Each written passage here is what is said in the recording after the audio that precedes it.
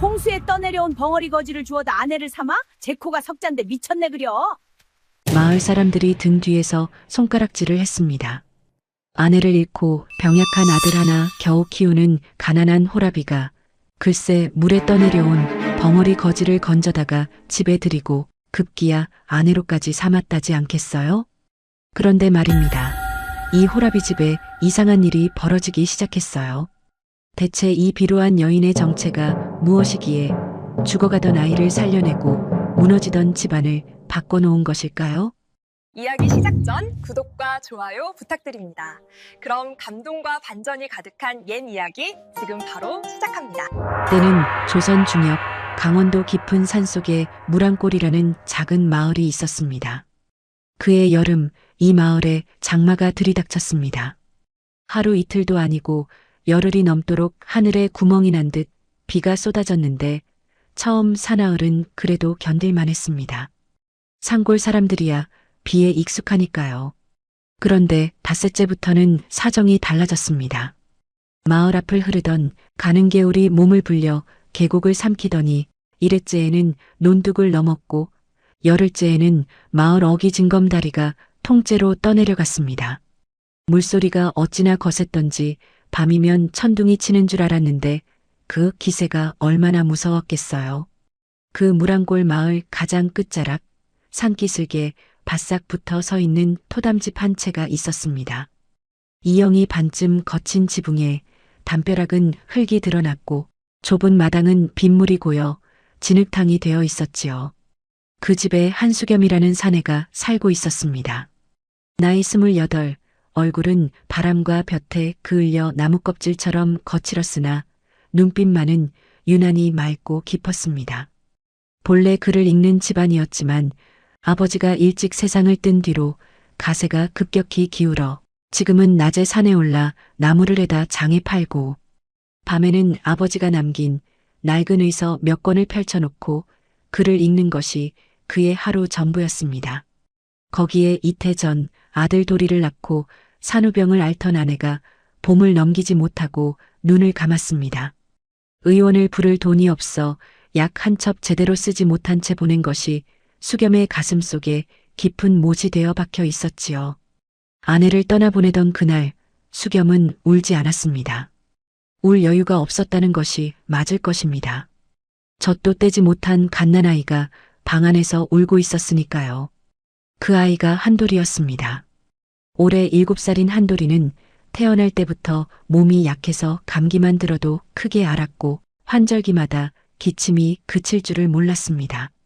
밤이면 가슴이 답답한지 거친 숨소리를 내며 뒤척였고 그 소리를 들을 때마다 수겸은 잠을 이룰 수가 없었지요.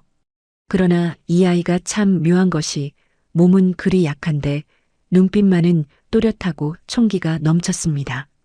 서당에 가면 훈장이 한번 읽어준 글귀를 금세 외웠고 어른들 사이에서 눈치 하나는 귀신같이 빨랐으며 아프면서도 아픈 티를 잘 내지 않으려 입술을 꾹 깨무는 버릇이 있었습니다. 아버지가 힘든 줄 아는 것이지요. 7살 배기가 말입니다. 하지만 아비에게는 도리의 약값이 늘 고민이자 문제였습니다. 기침이 심해질 때마다 열이 오를 때마다 약을 지어 먹여야 했는데 그 약값이라는 것이 나무 해답 한 돈으로는 도무지 감당이 되지 않았지요. 마을에서 가장 큰 약방, 재민당을 운영하는 진서방이라는 자가 있었습니다. 나이 50이 넘었고 얼굴은 희고 살이 올라 언뜻 보면 인심후한 부자로 보였으나 속은 그것과 정반대였습니다.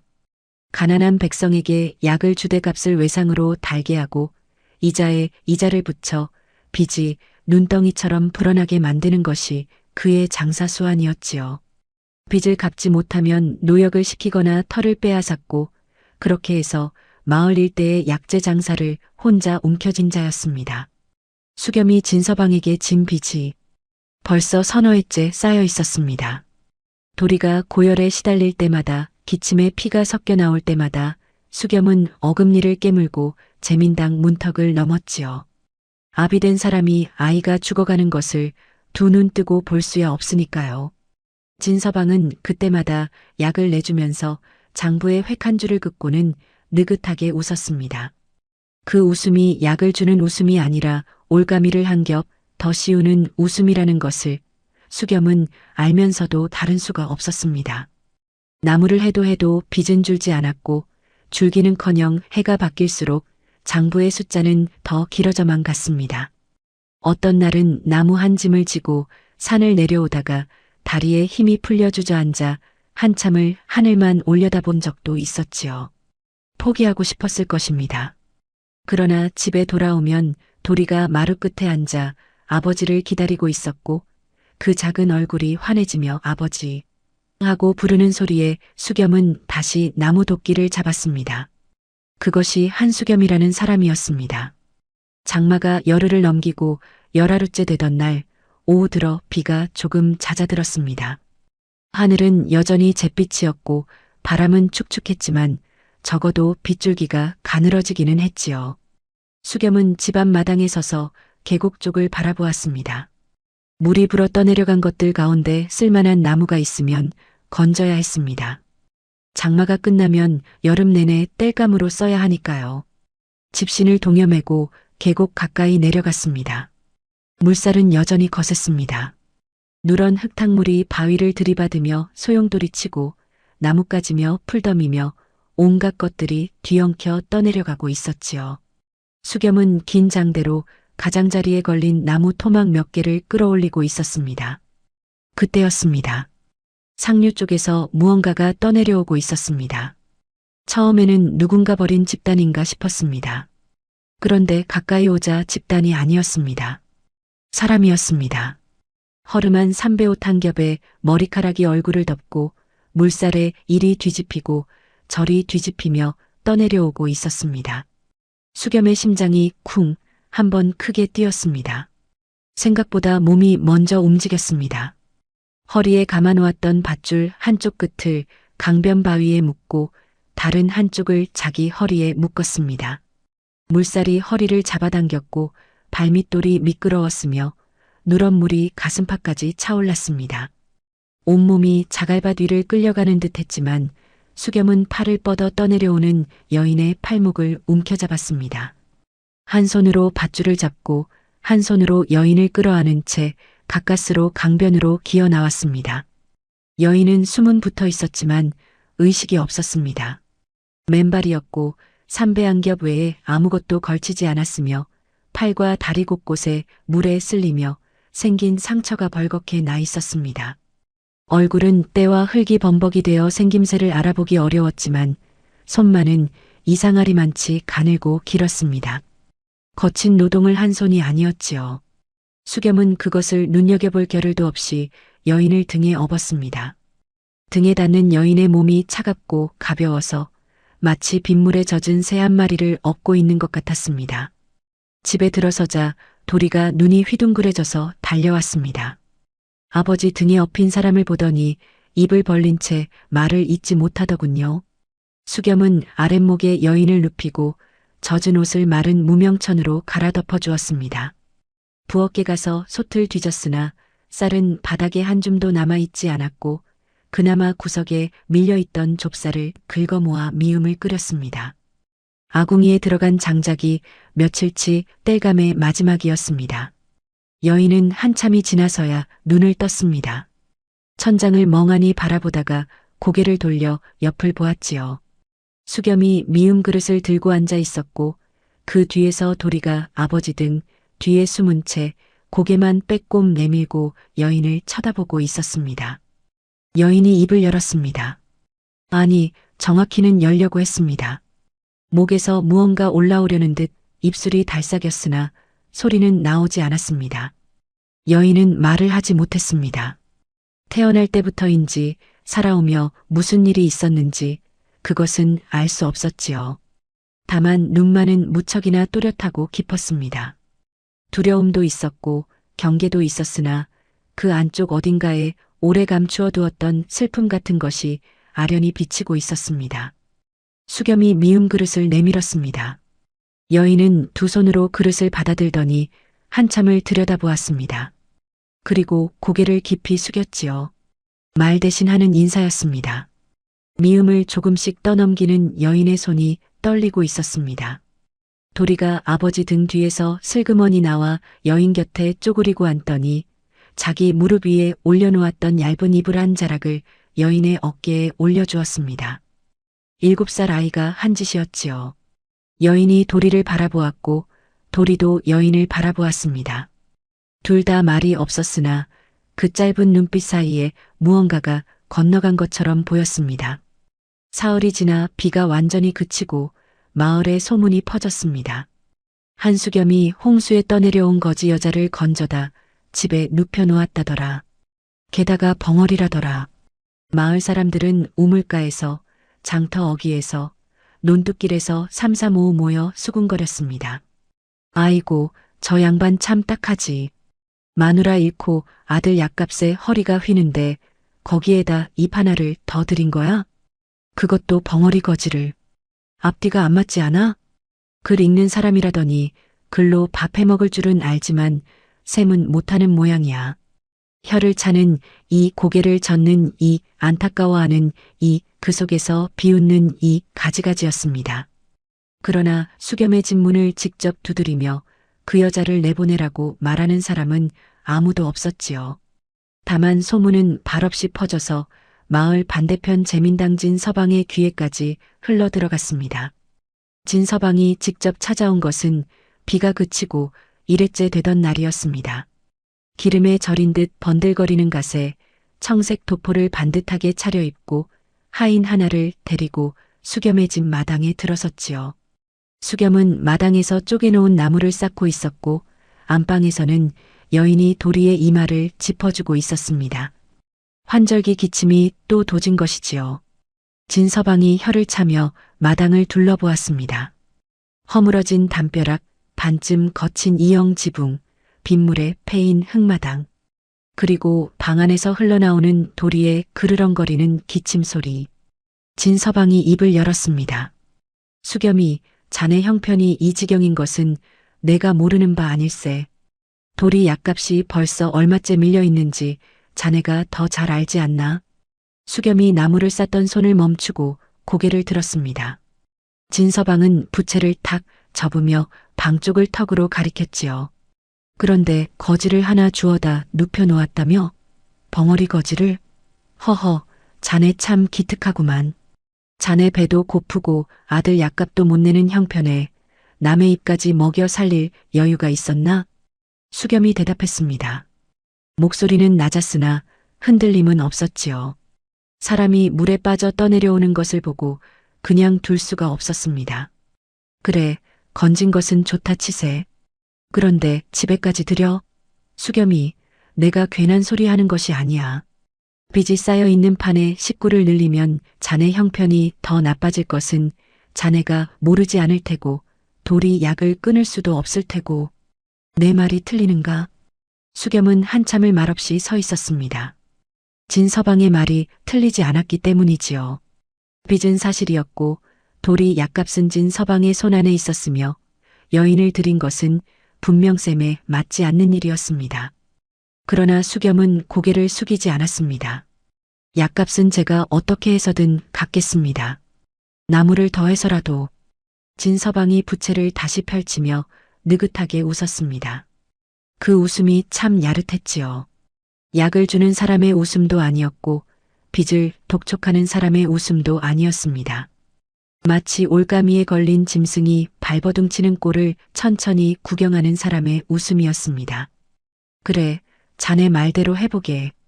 다만 나무에서 갚으려면 자네 평생을 해도 모자랄 것이야. 그것만은 알아두게나. 진서방이 돌아간 뒤 마당에는 수겸 혼자 남았습니다. 저녁 해가 비갠 하늘 끝으로 기울고 있었고 방 안에서 도리의 기침 소리가 잦아들다 다시 터져 나왔습니다. 수겸은 쪼개다 만 나무 위에 도끼를 세워놓고 먼 산을 바라보았습니다. 빚더미 위에서 한 사람을 더 거둔 것이 어리석은 일이라는 것을 모르지 않았습니다. 그러나 홍수 물속에서 건져 올린 여인의 팔목이 등에 엎였을 때 새 한 마리처럼 가벼웠던 여인의 몸이 미음 한 그릇을 받아들고 깊이 고개를 숙이던 여인의 모습이 자꾸만 눈앞에 어른거렸지요. 그리고 도리가 아무 말 없이 자기 이불을 떼어 여인의 어깨에 올려주었던 그 장면이 수겸은 그것을 떠올릴 때마다 코끝이 시큰해졌습니다. 7살 아이가 세상에서 가장 자연스럽게 한 일이 제 이불을 남에게 덮어주는 것이었다니 그 아이가 자기 아들이라는 것이 기특하기도 하고 가슴이 아리기도 했습니다. 수겸은 도끼를 다시 잡았습니다. 나무를 더 해야 했습니다. 내일도 모레도 그 다음 날도 그것이 지금 자신이 할 수 있는 전부였으니까요. 여인이 수겸의 집에 눕혀진 지 열흘이 지났습니다. 처음 사나흘은 의식이 오락가락했지요. 눈을 뜨다가도 금세 감았고 미음을 떠넣으면 반쯤 흘리며 삼켰으며 가끔 몸을 뒤척이다 신음 비슷한 숨소리를 냈는데 그것이 이 여인이 내는 소리의 전부였습니다. 수겸은 낮에 나무를 하러 산에 다녀오면 가장 먼저 방문을 열어 여인이 숨을 쉬고 있는지를 확인했고 밤이면 부엌에서 좁쌀 미음을 끓여 머리맡에 놓아두었습니다.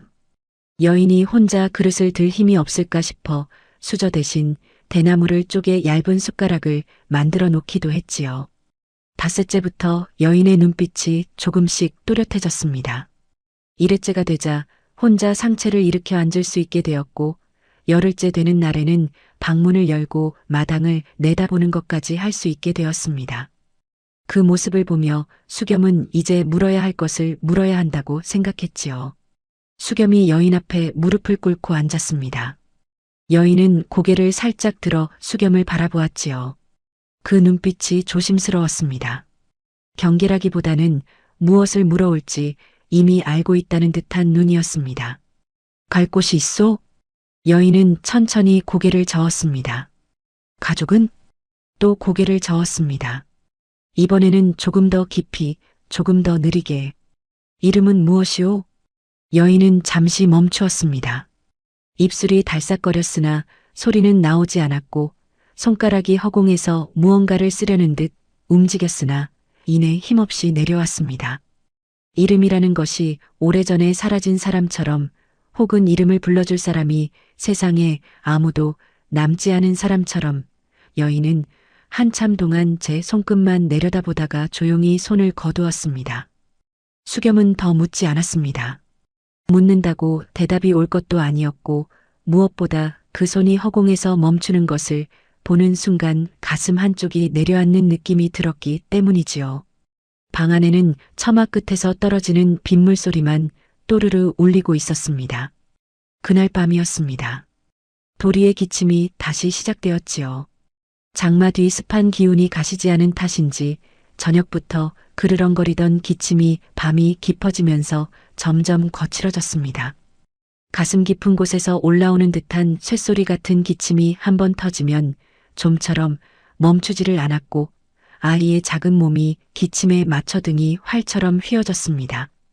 수겸이 도리의 등을 쓸어주며 물을 떠다 먹였으나 기침은 잦아들 기미가 없었지요. 진 서방 내 약방에서 약을 타오면 좋겠으나 이미 빚이 쌓여 있었고 며칠 전 진 서방이 찾아와 한 말이 가시처럼 가슴에 박혀 있었습니다. 나무를 더 해야 한다. 내일 새벽부터 산에 올라야 한다. 그래도 부족하다. 수겸의 머릿속에서 숫자들이 끝없이 맴돌았지요. 이를 악물고 도리의 등을 두드리는 수겸의 손이 미세하게 떨리고 있었습니다. 무서웠던 것입니다. 아내를 잃었을 때와 같은 일이 또 벌어질까봐 약 한 첩 제때 쓰지 못해 눈앞에서 사람이 꺼져가는 것을 다시 봐야 할까봐 아비된 사람이 할 수 있는 일이 등을 쓸어주는 것밖에 없다는 무력감이 수겸의 어깨를 짓눌렀습니다. 그때였습니다. 방문이 소리 없이 열렸습니다. 여인이 서 있었지요. 맨발에 삼배옷 차림 그대로 한 손에 무언가를 쥐고 있었습니다. 작은 사발 하나였습니다. 안에 풀빛 물이 담겨 있었는데 은은한 약초 냄새가 방 안으로 번졌지요. 비릿한 것 같으면서도 코끝을 부드럽게 감싸는 산위 이슬을 머금은 풀잎에서나 날 법한 냄새였습니다. 수겸이 고개를 들었습니다. 여인은 말없이 다가와 도리 곁에 무릎을 꿇더니 사발을 도리의 입가에 가져다 대었습니다. 수겸이 잠깐 망설였지요. 정체도 모르는 풀물을 아이에게 먹여도 되는 것인가. 그러나 여인의 눈을 보았습니다. 조급함도 없었고 두려움도 없었으며 그저 조용하고 단단한 확신 같은 것이 그 눈 안에 고여 있었습니다. 마치 이 일을 수없이 해본 사람의 눈이었지요. 도리가 기침 사이로 한 모금, 두 모금 삼켰습니다. 여인이 아이의 등에 손을 얹었습니다. 가늘고 긴 손가락이 도리의 등뼈를 따라 천천히 내려갔고 멈추었다가 다시 올라오며 둥글게 원을 그렸습니다. 아무렇게나 쓸어주는 것이 아니었습니다. 손이 닿는 자리마다 일정한 간격이 있었고 누르는 힘에도 리듬이 있었지요. 수겸은 그 손놀림이 어딘가 낯익다는 느낌이 들었으나 어디서 본 것인지 떠올리지 못했습니다. 한식경한 시간 남짓이 지났을까요? 도리의 기침이 잦아들기 시작했습니다. 그르렁대던 숨소리가 조금씩 가늘어지더니 이윽고 아이의 고개가 스르르 옆으로 기울었습니다. 잠이 든 것이지요. 제대로 잠든 것은 며칠 만이었습니다. 수겸은 아이의 얼굴을 들여다보았습니다. 이마에 잡혀있던 주름이 펴져 있었고 입술에 살짝 핏기가 돌고 있었습니다. 수겸이 여인을 바라보았습니다. 여인은 빈 사발을 무릎 위에 놓고 조용히 앉아 있었지요. 대단한 일을 한 사람의 얼굴이 아니었습니다. 마치 마당을 쓸거나 물을 깃거나 하는 지극히 자연스러운 일을 하나 마친 사람의 얼굴이었습니다. 이것을 어디서 구한 것이오? 여인은 고개를 돌려 뒷산 쪽을 가리켰습니다. 수겸은 그제야 알았습니다. 낮에 자신이 나무를 하러 간 사이 여인이 몸을 끌고 뒷산 어딘가에 올라가 풀을 뜯어왔다는 것을요. 몸도 아직 다 낫지 않았을 텐데 맨발에 상처투성이인 채로 산길을 올라갔을 여인의 모습이 눈앞에 그려졌고 수겸은 할 말을 찾지 못했습니다. 여인은 더 이상 아무 신호도 보내지 않았습니다. 그저 일어나 자기 방 쪽으로 돌아갔지요. 발소리 하나 나지 않았습니다. 수겸은 잠든 도리 옆에 앉아 한참 동안 아이의 숨소리를 들었습니다.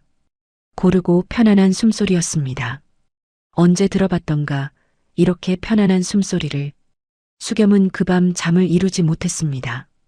잠이 오지 않은 것이 아니라 오는 잠을 일부러 밀어내며 아이의 숨소리를 들었습니다. 혹시 기침이 다시 터지지는 않을까? 혹시 이 고요가 잠깐일 뿐이 아닐까? 그것이 두려웠기 때문이지요. 그러나 기침은 다시 터지지 않았습니다. 아침이 되어 도리가 눈을 떴을 때 아이의 얼굴에는 며칠 만에 처음으로 생기가 돌고 있었습니다.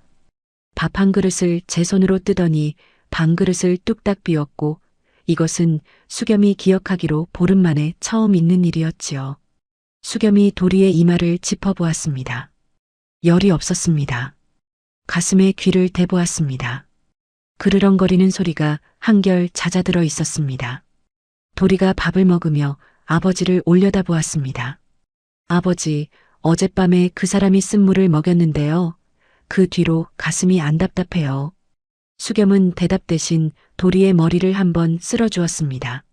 그날부터 여인은 매일 뒷산에 올랐습니다. 새벽이면 소리 없이 일어나 맨발에 치마를 걷어 올리고 뒷산 비탈을 올라갔지요. 돌아올 때면 손에 풀 서너 줌이 들려 있었습니다. 어떤 날은 이름 모를 풀뿌리였고 어떤 날은 이끼 낀 바위 틈에서 캐온 작은 뿌리였으며 또 어떤 날은 이슬에 젖은 잎사귀 한 움큼이었습니다. 여인은 그것을 골방 한켠에 가져가 말리거나 빻거나 때로는 물에 달여 작은 사발에 담았습니다.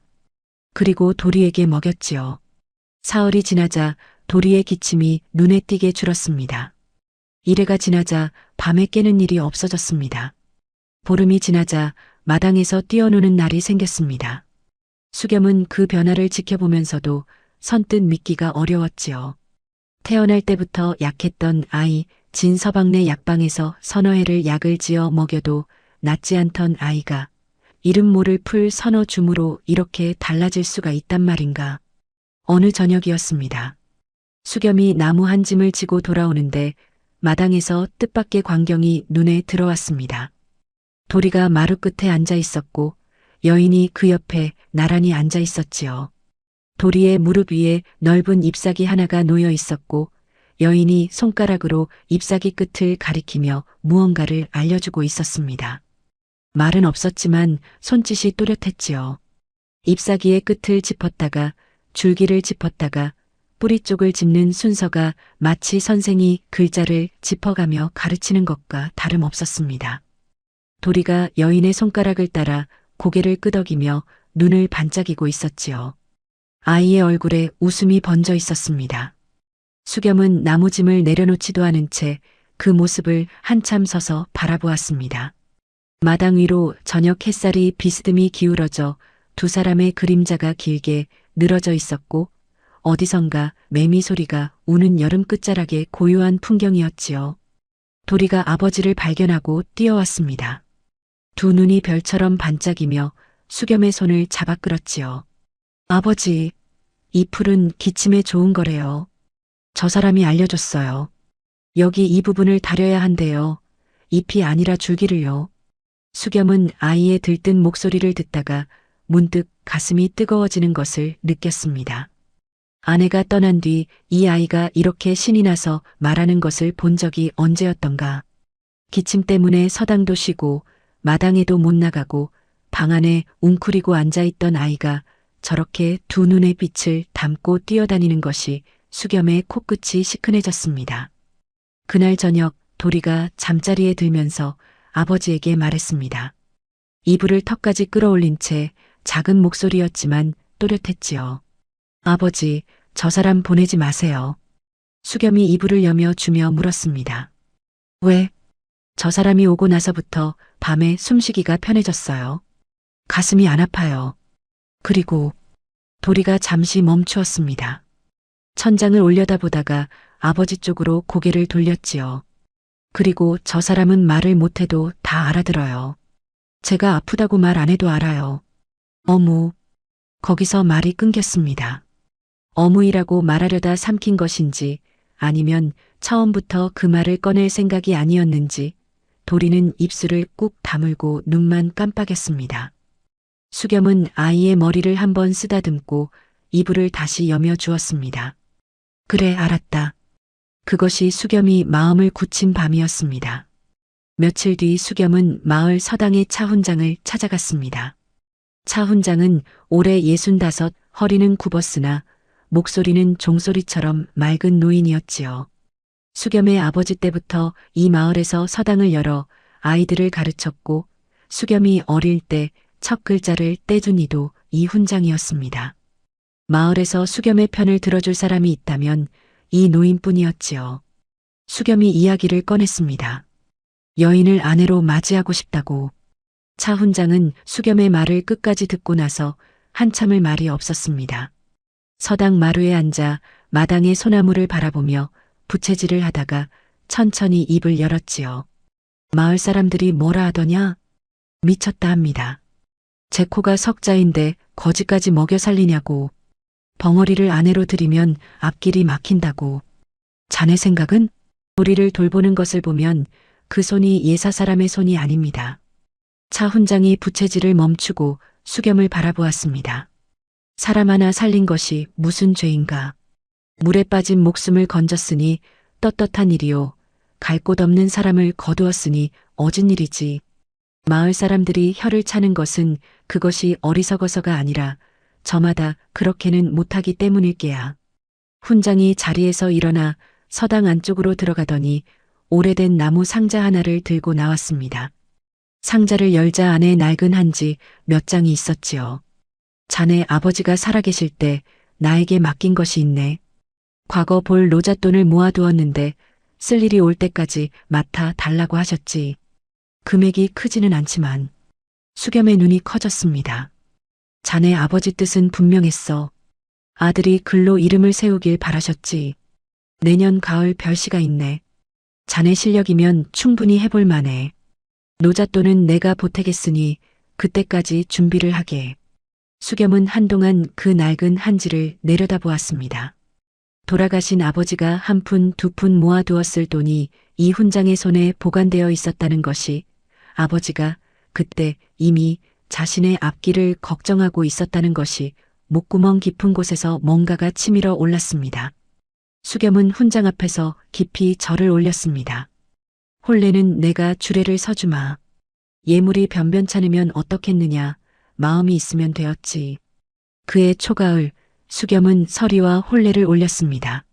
아, 설이라는 이름이 어떻게 지어졌는지를 아직 말하지 않았지요. 혼례를 앞두고 수겸이 여인 앞에 앉아 조심스럽게 말했습니다. 이름을 하나 지어도 되겠소? 여인이 고개를 살짝 기울이며 수겸을 바라보았습니다. 설이라 부르겠소. 봄이 되면 노가 흘러 만물을 살리는 것이 눈이니 당신이 그러하오.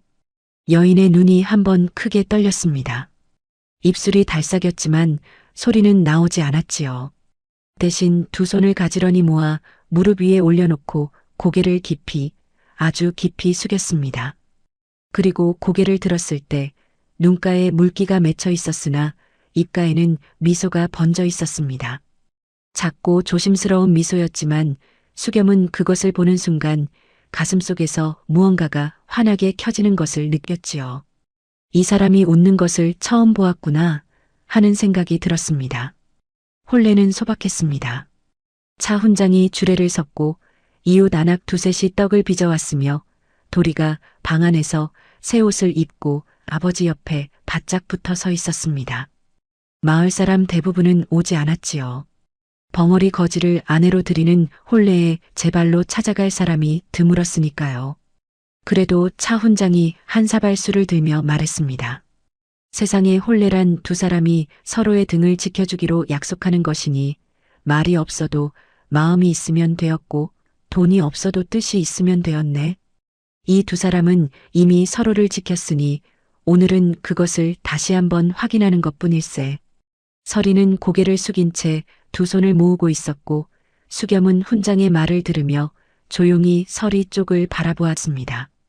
도리가 고사리 같은 손으로 설이의 치마 끝을 살짝 잡았지요.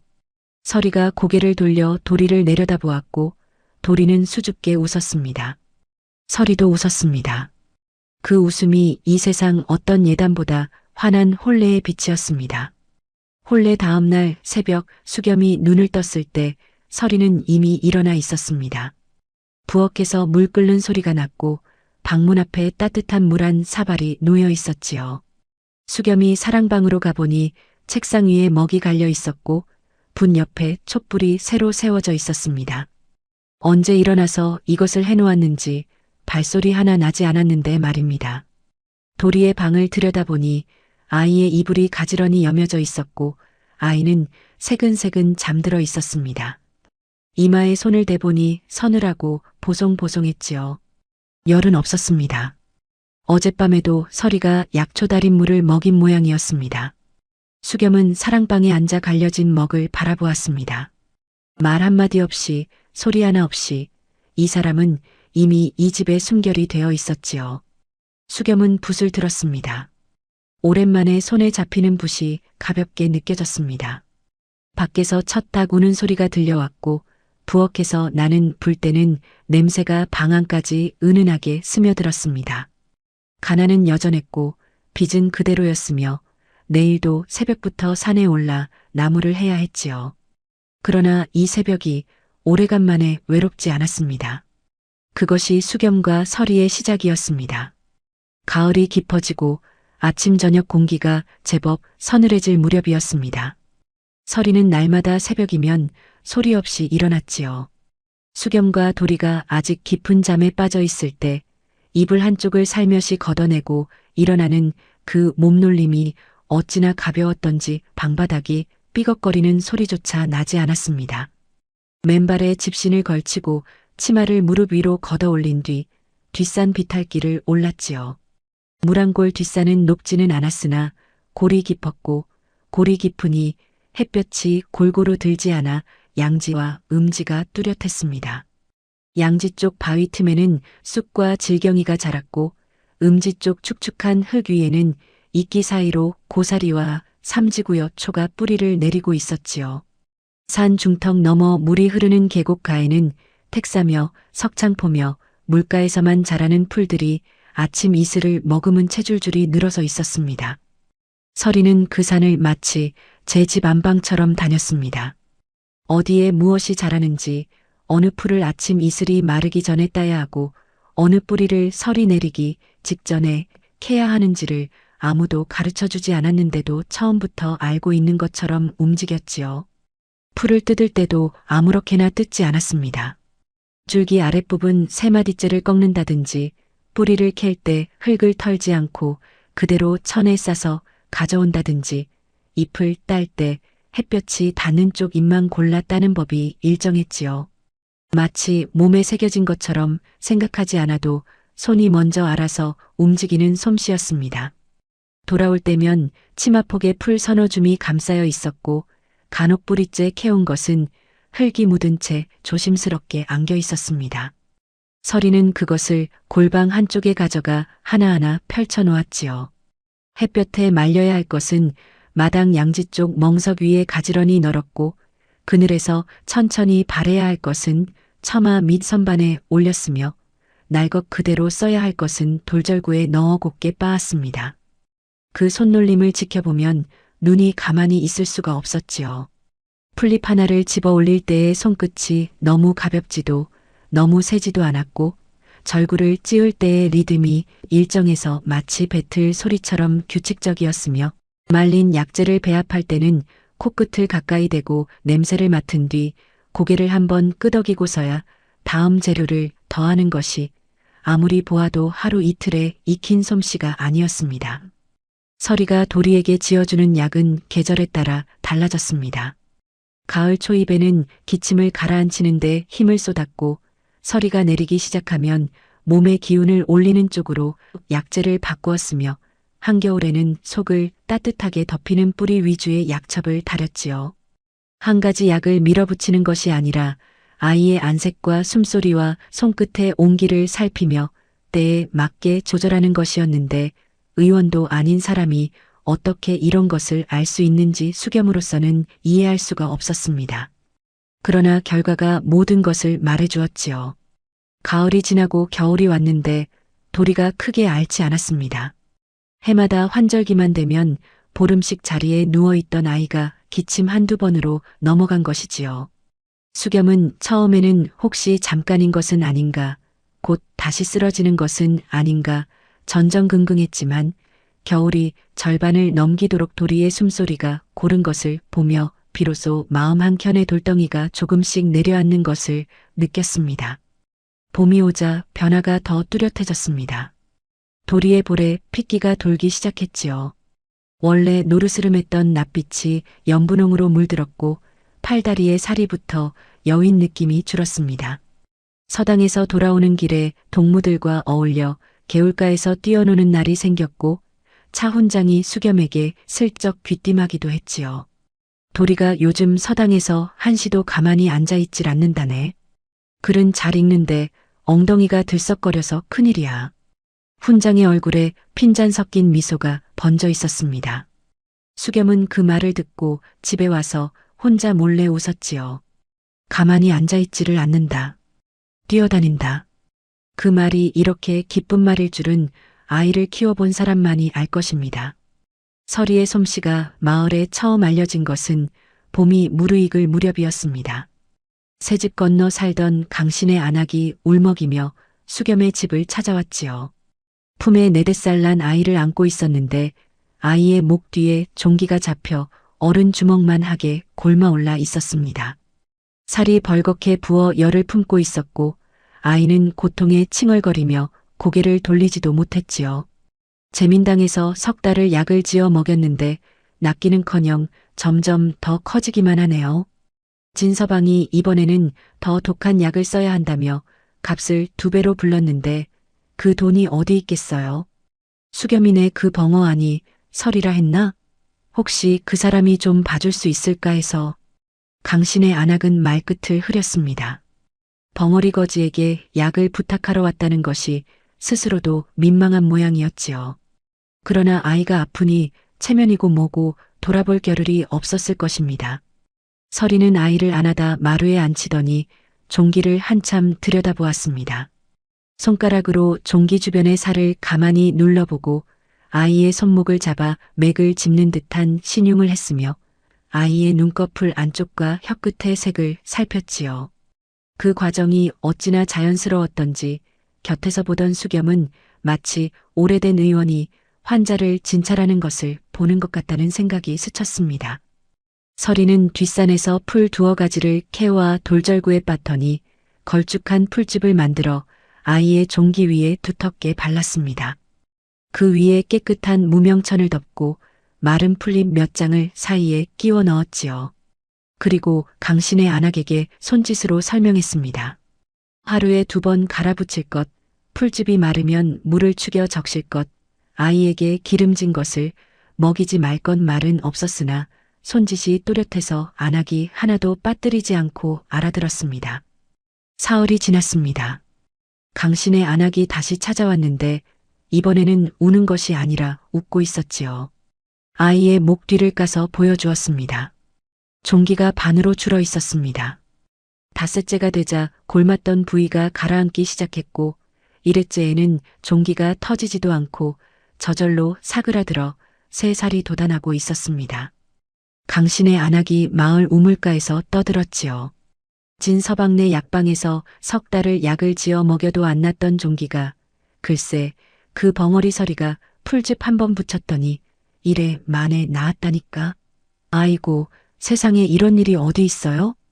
그 말 한마디가 마을에 불씨처럼 퍼졌습니다. 처음에는 반신반의하는 사람이 대부분이었지요. 벙어리 거지가 약을 짓는다고? 진서방네 약방도 못 고친 것을 풀 서너 줌으로 고친다고?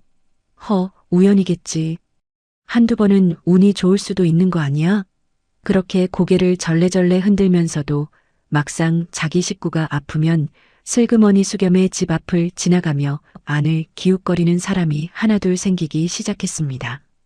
2번째는 마을 위쪽에 사는 박신의 노인이었습니다. 무릎이 아파 겨우내 방 안에만 누워있던 할아버지였는데 아들이 업고 와서 좀 봐줄 수 있겠느냐고 머쓱하게 말했지요. 서리는 노인의 무릎을 살피더니 뒷산에서 뿌리 하나를 캐와 곱게 빻아 기름에 개어 바르고 따로 달인 물을 하루 3번 마시게 했습니다. 보름이 지나자 노인이 지팡이를 짚고 마당을 걸었고 1달이 지나자 지팡이 없이 우물까지 다녀올 수 있게 되었지요. 3번째는 장터에서 장사를 하던 보부상의 아내였습니다. 뱃속에 덩어리가 잡혀 배가 불러오고 있었는데 진서방네 약방에서는 이것은 약으로 될 일이 아니다라며 손을 내저었다지요. 서리가 약을 지어주었고 석 달을 꾸준히 다려 먹이자 배가 가라앉기 시작했습니다. 보부상이 무릎을 꿇고 감사를 전하려 했으나 서리는 그저 고개를 한번 끄덕이고 돌아섰지요. 이쯤 되니 마을 사람들의 시선이 달라질 수밖에 없었습니다. 처음에 거지, 벙어리라며 수군거리던 입들이 조금씩 닫혔고 대신 서리가 약을 잘 지어라는 말이 나지막하게 퍼지기 시작했지요. 여전히 공공연하게 칭찬하는 사람은 드물었습니다. 진서방네 약방에 눈치가 있었으니까요. 그래도 등 뒤에서 혀를 차는 소리가 줄어든 것은 분명했습니다. 그의 초여름 장날이었습니다. 무랑골에서 한 시진 거리에 있는 고을 장터가 닷새마다 열렸는데 수겸은 평소처럼 나무 한 짐을 지고 장에 나갔지요. 그런데 이번에는 나무집 옆에 작은 보자기 하나가 더 있었습니다. 서리가 전날 밤에 정성스레 싸놓은 것이었지요. 보자기를 풀자 안에는 말린 약재 몇 봉과 한지에 곱게 싼 약첩 5-6개가 들어 있었습니다. 약재는 뿌리째 말린 것, 잎만 따서 그늘에 바른 것, 꽃잎을 모아 볕에 건조한 것 등 종류가 다양했고 약첩은 저마다 매듭 모양이 달랐지요. 서리가 매듭 모양으로 용도를 구분해 놓은 것이었는데 둥근 매듭은 기침에, 네모난 매듭은 배앓이에, 세모난 매듭은 부기에 쓰는 것이라고 손짓으로 미리 알려주었었습니다. 수겸은 장터 한쪽 빈자리에 멍석을 깔고 약재를 늘어놓았습니다. 사실 팔릴 거라는 기대는 크지 않았지요. 장터에는 약재를 파는 상인이 이미 여럿 있었고 이름 있는 약방에서 내놓는 물건과 이름 없는 나무꾼이 가져온 풀봉지를 누가 같은 눈으로 보겠습니까? 그런데 한 시즌쯤 지나 약재를 거래하는 떠돌이 약재상 하나가 수겸의 멍석 앞에서 발을 멈추었습니다. 나이 40쯤 되어 보이는 사내였는데 전국 장터를 돌아다니며 산지 약재를 수집해 한양 약방에 넘기는 중간 장사꾼이었지요. 사내가 말린 약재 한 봉을 집어들었습니다. 코에 가져다 대고 냄새를 맡더니 눈이 가늘어졌습니다. 다른 봉지를 열어 안에 뿌리를 꺼내 손톱으로 표면을 긁어보았지요. 그리고 약첩 하나를 풀어 안에 배합을 살폈습니다. 사내의 표정이 달라졌습니다. 약재를 내려놓고 수겸을 똑바로 바라보았지요. 이것을 누가 다듬었소? 아내가 했습니다. 아내가 어느 약방에서 배웠소? 배운 곳은 없습니다. 원래 알고 있는 듯합니다. 사내가 고개를 갸웃거리더니 약첩을 다시 한번 펼쳤습니다. 안에 들어있는 약재 3가지를 손가락으로 하나하나 짚으며 중얼거렸지요. 길경의 맹문동, 여기에 오미자를 넣되 비율이 이것은 아무나 할 수 있는 배합이 아닌데 길경과 맹문동의 비율을 이렇게 잡는 것은 민간에서 쓰는 방식이 아니요. 관에서 쓰는 처방에 가깝소? 수겸은 대답할 말이 없었습니다. 서리가 어디서 이것을 배웠는지, 왜 이것을 알고 있는지 수겸 자신도 몰랐으니까요. 사내가 품에서 은전 몇 잎을 꺼내 멍석 위에 놓았습니다. 이 약재와 약첩 전부 사겠소? 그리고 다음 장날에도 가져올 수 있겠소? 있는 대로 가져오시오. 값은 후하게 쳐드리리다. 수겸은 은전의 무게를 손에 얹어보고 입이 벌어졌습니다.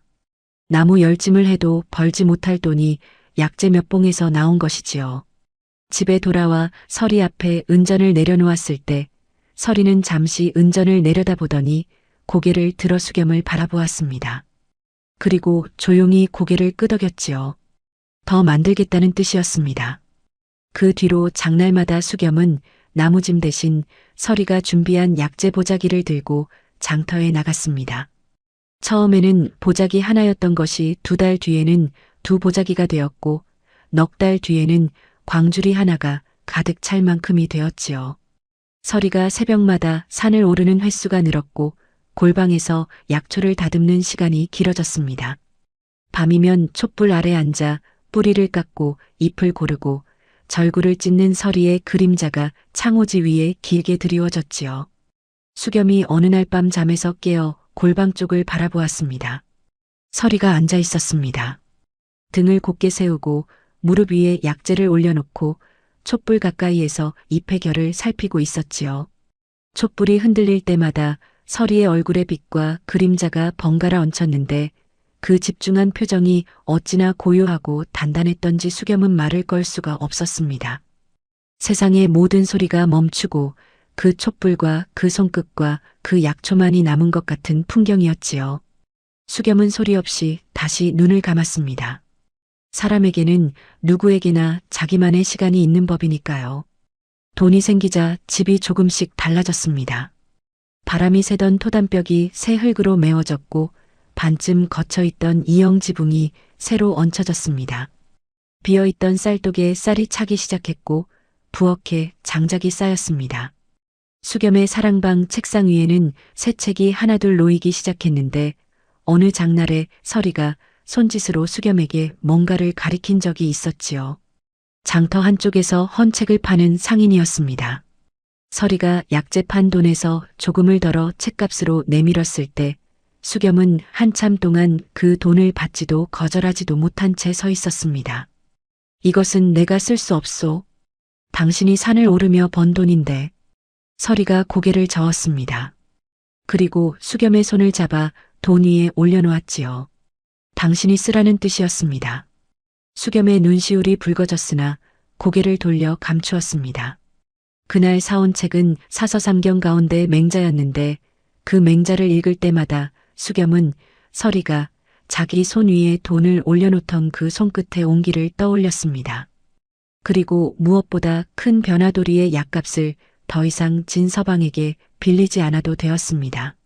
서리가 직접 지어주는 약이 어떤 약방의 약보다 나았으니 재민당 문턱을 넘을 이유가 사라진 것이지요. 밀린 빚이 갚아진 것은 아니었지만 적어도 빚이 더 불어나는 것은 멈추었습니다. 그것만으로도 수겸의 어깨에서 산 하나가 내려온 것 같았지요.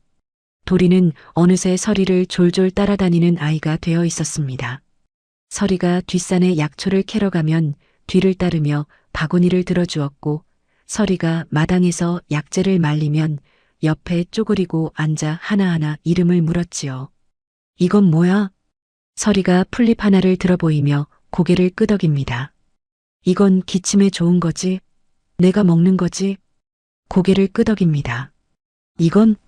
서리가 그 풀을 코에 대고 냄새를 맡는 신용을 한 뒤 배를 쓸어내리는 손짓을 합니다.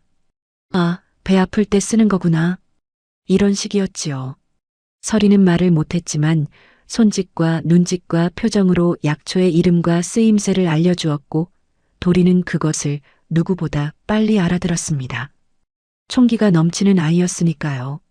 어느새 도리는 마을의 어떤 어른보다 약초를 많이 아는 아이가 되어 있었고, 서당에서 돌아오면 제 발로 마당에 나와 서리가 널어놓은 약재를 뒤집어 주거나 새로 말릴 것을 가져다 놓았습니다. 어느 저녁이었습니다. 도리가 마루에 앉아 서리 옆에서 풀잎을 만지작거리다가 문득 고개를 들었지요.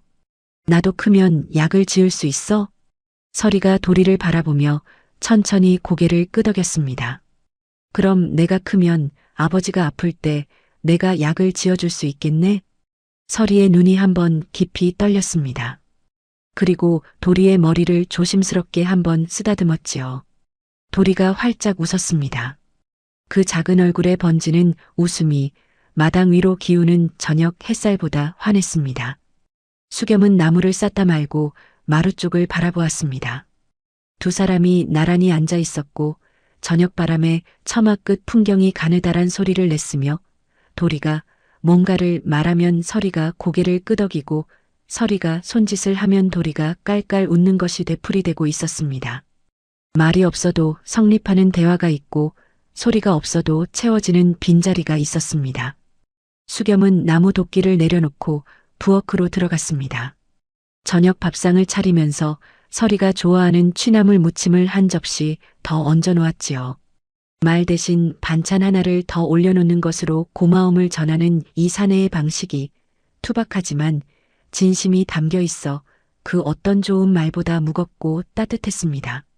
소문이라는 것은 참으로 묘한 것이어서 좋은 소문은 발이 느리고 나쁜 소문은 발이 빠르다 하지만 누군가의 밥줄을 위협하는 소문은 그 어떤 것보다 빠르게 달리는 법이지요. 서리의 약초 솜씨 소문이 마을을 넘어 고을 장터까지 퍼져나가는 동안 재민당의 주인 진서방은 자기 약방의 장부를 들여다보며 미간을 찌푸리고 있었습니다. 이상한 일이었지요. 봄부터 장부의 흐름이 달라졌습니다. 해마다 환절기면 밀려들던 손님이 올해는 눈에 띄게 줄었고, 특히 무랑골 쪽에서 오던 손님이 뚝 끊겼습니다. 강신혜, 박신혜, 보부상의 아내 예전 같으면 진작 약을 타러 왔을 사람들이 문턱을 넘지 않았지요. 진서방이 하인을 시켜 슬쩍 알아보게 했더니 돌아온 대답이 이러했습니다. 무랑골 한수겸이네 벙어리 여편네가 약을 지어준다 합니다. 종기도 낫게 하고 무릎 아픈 것도 고쳤다 하고 뱃속 덩어리까지 가라앉혔다 하니 사람들이 그리로 가는 모양입니다. 진서방의 눈이 가늘어졌습니다. 부채를 접었다 펼쳤다 하는 손놀림이 빨라졌지요. 처음에는 코웃음을 쳤습니다. 벙어리 거지가 약을 짓는다고? 풀 서너 줌으로 병을 고친다고? 무식한 것들이 미신에 홀린 것이겠지. 그러나 장부의 숫자는 거짓말을 하지 않았습니다. 석 달 사이에 매출이 3할 가까이 빠져 있었고, 특히 잡병과 고질병 쪽 손님이 확연히 줄었지요. 진서방은 부채를 탁 소리내어 접으며 자리에서 일어났습니다. 이것은 단순히 손님 몇이 줄어든 문제가 아니었습니다. 재민당이 이 고을에서 약방 하나로 천석군 자리를 지켜온 것은 아프면 다른데 갈 곳이 없게 만들어 놓았기 때문이었지요. 경쟁이 없으니 값을 제가 매겼고, 값을 제가 매기니 빚이 쌓였고, 빚이 쌓이니 사람들이 꼼짝 못하고 재민당에 묶여 있었습니다. 그 고리가 한 군데라도 끊어지면 진서방은 이를 악물었습니다. 가만둬서는 안 되겠구나. 진서방이 직접 수겸의 집을 찾아온 것은 여름이 한창 무르익은 무렵이었습니다. 전과 달리 하인을 둘이나 데리고 왔고 손에 무언가를 들고 있었지요. 비단으로 감싼 상자 하나였습니다. 겉모양만 봐도 감나가는 물건이 들어있다는 것을 알 수 있었습니다. 수겸은 마당에서 도끼질을 하고 있었고 서리는 처마 밑에서 약재를 말리고 있었으며 도리는 마루에 앉아 서리가 깐 약재 껍질을 바구니에 담고 있었지요. 진서방이 마당에 들어서자 공기가 달라졌습니다. 도리가 먼저 고개를 들었고 서리의 손이 잠깐 멈추었으며 수겸이 도끼를 내려놓고 몸을 돌렸습니다. 진서방이 비단 상자를 마루 위에 올려놓으며 너그러운 미소를 지었지요. 입가의 웃음은 후했으나 눈 속의 빛은 차가웠습니다. 수겸이 자네 부인 소문을 내 어찌 모르겠나? 요즘 고을에서 자자하더군. 약초 솜씨가 대단하다고 말이야. 수겸이 조용히 대답했습니다. 과한 칭찬입니다. 아니야, 과하지 않아. 나도 약재를 만지는 사람이니 좋은 솜씨는 알아보지. 그래서 말인데. 진서방이 비단 상자를 손가락으로 톡톡 두드렸습니다. 자네 부인을 우리 제민당에서 쓰면 어떻겠나? 약재를 다듬는 일을 맡기는 것이지.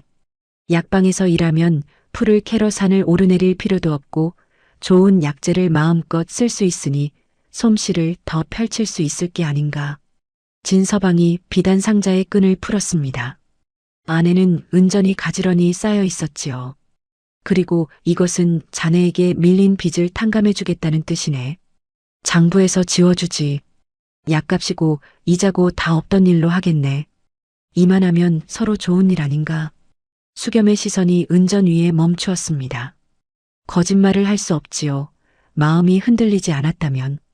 서너 해째 목을 조이던 빚이 한순간에 사라진다는 것은 가난한 사람에게 하늘이 걷히는 것과 같은 말이었으니까요. 그러나 수겸은 은전에서 눈을 떼고 진서방의 눈을 보았습니다. 거기에는 후의가 아니라 계산이 들어 있었지요. 서리의 솜씨를 제민당 안으로 가져가면 서리가 따로 약을 짓지 못하게 되고 마을 사람들은 다시 제민당에 묶이게 될 것이며 서리의 손에서 나오는 약은 진서방의 이름으로 팔려진 서방의 주머니를 채울 것이었습니다. 빚을 탕감해 주는 것이 아니라 빚보다 더 큰 것을 가져가겠다는 속셈이었지요. 수겸이 입을 열었습니다. 감사하지만 아내를 남의 집 일꾼으로 보낼 수는 없습니다. 진서방의 미소가 굳었습니다. 그러나 금세 다시 웃음을 만들어 붙이며 상자를 거두었지요. 허허, 자네 고집은 여전하군. 좋아, 오늘은 이만 가겠네. 다만 한 가지만 기억해 두게나. 빚이라는 것은 기다려주는 것에도 한계가 있다는 것을. 진서방이 돌아간 뒤 마당에는 그가 앉았던 자리에 비단 보자기 자국만 남아 있었습니다. 수겸은 그 자리를 한참 내려다보다가 서리 쪽을 돌아보았지요. 서리는 처마 밑에서 약재를 다듬다 말고 수겸을 바라보고 있었습니다. 다 듣고 있었던 것이지요. 서리의 눈빛이 무언가를 말하고 있었으나 그것이 걱정인지 미안함인지 수겸은 읽어내지 못했습니다. 다만 서리가 고개를 한번 끄덕이는 것을 보았지요. 잘했다는 뜻인지 괜찮다는 뜻인지 어쩌면 둘 다였을 것입니다. 그 뒤 한 달 가까이 진서방은 잠잠했습니다. 수겸은 혹시 포기한 것이 아닌가 싶었지만 그것은 수겸이 진서방이라는 사람의 집요함을 몰라서 한 생각이었지요. 진서방은 포기한 것이 아니라 재고 있었습니다. 첫 번째 수가 통하지 않았으니 두 번째 수를 준비하고 있었던 것이지요. 가을이 오고 수확철이 지나갈 무렵 진서방이 다시 나타났습니다. 이번에는 비단 상자도 없었고 하인도 데려오지 않았습니다. 혼자서 왔지요. 그런데 얼굴에 번져 있는 것이 전과 달랐습니다. 너그러운 채하는 웃음이 아니라 서늘한 표정이 깔려 있었지요. 수겸이 마당에서 맞이하자 진서방이 대뜸 말을 꺼냈습니다. 수겸이, 내가 지난번에 좋게 말할 때 들을 것이지. 이제는 좋게 말할 수 있는 때가 지났네. 수겸의 등줄기가 서늘해졌습니다. 자네 아내가 약을 짓고 있다는 것은 온 고을이 다 아는데 허가 없이 약을 짓는 것이 어떤 죄인지 자네가 모르지 않을 것 아닌가. 관아에서 알면 어찌 되겠나? 의원도 아닌 사람이, 그것도 벙어리 거지가 약을 지업한다? 약화라도 나면 누가 책임을 지나? 수겸의 주먹이 꽉 쥐어졌습니다. 분노가 치밀었지만 진서방의 말이 완전히 틀린 것도 아니었기에 그것이 더 분했지요. 조선시대에 약을 짓고 파는 것은 아무나 할 수 있는 일이 아니었습니다. 의원의 자격이나 약방의 허가 없이 약을 다루면 관아에서 문제를 삼을 수 있었고, 특히 그 약으로 사고가 나면 무거운 벌을 받을 수 있었지요. 내 아내는 사람을 해친 적이 없습니다. 약을 쓴 사람 중 탈이 난 이가 하나라도 있습니까? 지금은 없지. 하지만 앞으로도 없으리라는 보장이 있나? 보장할 수 있는가, 자네가? 진서방이 한 발짝 다가섰습니다. 목소리는 낮았으나 그 안에 날이 서 있었지요. 내 말 잘 들어두게. 자네 아내를 관아에 고발하는 것은 내 손가락 하나 까딱하면 되는 일이야. 그렇게 되면 자네 아내만 잡혀가는 것이 아니라 자네와 도리까지 휘말리게 될 것이네. 아직 기회가 있을 때 결정을 하게나. 진서방은 그 말을 남기고 돌아갔습니다. 수겸은 마당에 한참 서 있었지요.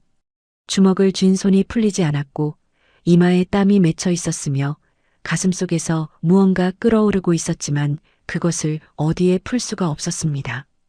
빚은 진서방의 손에 있었고 관아 고발이라는 칼자루도 진서방이 쥐고 있었으며 수겸에게는 맞설 힘이 없었습니다. 나무꾼의 주먹으로는 약재상의 장부를 찢을 수 없고 글 읽는 선비의 입으로는 돈과 권세를 이길 수 없었지요. 방으로 들어오니 서리가 도리를 재우고 있었습니다. 도리는 서리의 무릎에 머리를 기대고 새근새근 잠들어 있었고 서리의 손이 아이의 머리카락을 조용히 쓸어 넘기고 있었지요. 서리가 고개를 들어 수겸을 바라보았습니다. 수겸의 얼굴에 어둠이 드리워져 있다는 것을 단번에 읽었을 것입니다. 그러나 서리는 묻지 않았지요. 묻는 대신 수겸이 앉을 자리에 방석을 펴놓고 찬물 한 사발을 조용히 건넸습니다. 수겸은 물을 받아 마시며 잠든 도리의 얼굴을 내려다보았습니다. 핏기가 돌고 볼에 살이 올라 1년 전과는 딴 아이 같았지요. 이 아이를 살린 것은 설이었습니다. 이 집을 일으켜 세운 것도 설이었습니다. 그 사람의 손끝이 죄가 된다는 것이, 사람을 살리는 손이 벌을 받아야 한다는 것이 수겸은 이를 악물었습니다. 한편 진서방은 두 번째 방문 이후에도 수겸에게서 원하는 대답을 듣지 못하자 더 이상 기다리지 않기로 마음을 굳혔습니다. 정면으로 안 되면 돌아가는 수밖에 없다. 그것이 진서방의 장사 철학이었지요. 진서방은 약방 뒤채에서 하인 둘을 불러 앉혔습니다. 한 명은 재민당에서 오래 일한 늙은 하인이었고 다른 한 명은 얼마 전새로 들인 젊은 사내였지요. 진서방이 목소리를 낮추어 말했습니다. 너희 둘이 할 일이 있다. 무랑골 그 벙어리 여편네에게 약을 받아와라.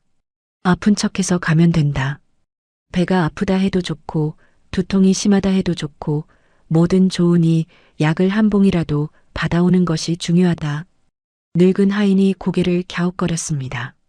약을 받아다가 뭘 하시려고요? 진서방이 부채를 접으며 입꼬리를 올렸습니다. 약이 있어야 약화가 있지 않겠느냐. 약이 없는데 약 먹고 탈이 났다고 할 수는 없는 노릇이니까. 하인의 얼굴에 이해의 빛이 번졌지요. 약을 받아와서 증거로 삼고 그 약을 먹고 사람이 탈이 났다고 꾸미겠다는 것이었습니다. 서리는 말을 못하니 변명을 할 수도 없을 것이고 증거는 약 봉지 하나면 충분했습니다. 그리고 한 가지 더. 진서방이 젊은 하인을 바라보았습니다. 약을 받아온 뒤 내가 앓는 신용을 해야 한다. 진짜로 아픈 것처럼 말이다. 관아에 끌려가더라도 앓는 신용을 유지해야 해. 할 수 있겠느냐? 젊은 하인이 고개를 끄덕였습니다. 진서방이 품에서 은전 몇 잎을 꺼내 사내의 손에 쥐어주었지요. 잘해라. 끝나면 더 주마. 이것이 진서방의 세 번째 수였습니다. 돈으로 안 되면 협박으로, 협박으로 안 되면 함정으로 한 단계씩 올라가는 그 집요함이 약재상이 아니라 사냥꾼의 것이었지요. 며칠 뒤 수겸이 나무를 하러 산에 간 사이 낯선 사내 하나가 수겸의 집을 찾아왔습니다. 배를 움켜잡고 얼굴을 찡그린 채 마당에 들어서더니 마루에 주저앉으며 고통스러운 신음을 냈지요. 서리가 부엌에서 나왔습니다. 사내가 손짓으로 자기 배를 가리키며 아픈 신용을 했고 서리는 사내의 안색을 살피더니 잠시 들여다보았습니다. 서리의 눈이 사내의 얼굴 위를 천천히 훑었지요. 그리고 사내의 손목을 잡아 맥을 짚었습니다. 한참을 짚더니 고개를 한번 갸웃거렸습니다. 무언가가 맞지 않는다는 듯이 말이지요. 그러나 서리는 아픈 사람을 앞에 두고 의심부터 하는 성품이 아니었습니다. 뒷산에서 풀 한 줌을 캐와 다려서 사발에 담아 건넸지요. 사내는 고맙소 한마디를 하고 약 사발을 받아들었으나 실은 한 모금도 마시지 않았습니다. 서리가 안을 돌아보는 사이 사발의 약을 땅에 부어버렸고 빈 사발만 돌려놓은 뒤 배가 나은 척 일어나 돌아갔지요. 사내의 저고리 안에는 서리가 건넨 약 봉지 하나가 숨겨져 있었습니다. 약을 다리기 전에 남은 마른 약재를 봉지째 슬쩍 가져간 것이었지요. 서리는 그것을 알아차리지 못했습니다. 그 약 봉지가 진서방의 손에 들어간 것은 그날 저녁이었습니다. 진서방은 약 봉지를 펼쳐보며 느긋하게 고개를 끄덕였지요. 증거는 확보되었습니다. 이제 남은 것은 때를 기다리는 일뿐이었습니다. 가을바람이 서늘해질 무렵 차 훈장이 수겸을 서당으로 불렀습니다. 훈장의 표정이 평소와 달랐지요. 마루에 앉아 차를 한 잔 내리며 한참을 뜸을 들이다가 입을 열었습니다. 수겸아, 요즘 진서방의 움직임이 심상치 않다는 소문이 도는구나. 수겸의 어깨가 굳었습니다. 내가 직접 들은 것은 아니나 장터에서 귀동냥을 했는데 진서방이 관아 쪽에 사람을 넣고 있다는 이야기가 있더구나. 무엇을 준비하는지는 모르겠으나 자네와 서리에게 좋은 일은 아닐 게야. 수겸이 두 주먹을 무릎 위에 올려놓고 한참을 말이 없었습니다. 훈장이 차잔을 내려놓으며 말을 이었지요. 수겸아, 내 말 잘 들어라. 자네가 지금 이 상황에서 진서방과 맞서려면 나무꾼의 힘으로는 안 된다. 벼슬이 있어야 한다. 관에 이름이 올라야 한다. 그래야 진서방이 함부로 하지 못해. 수겸이 고개를 들었습니다. 별씨가 이번 가을에 있다고 하셨지요. 그렇다네.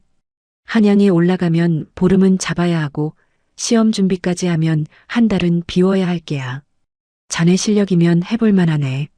노잣돈은 자네 아버지가 맡겨두신 것이 있고 모자라는 것은 내가 보태겠네. 수겸은 훈장의 얼굴을 바라보았습니다. 과거에 급제하면 모든 것이 달라질 수 있었지요.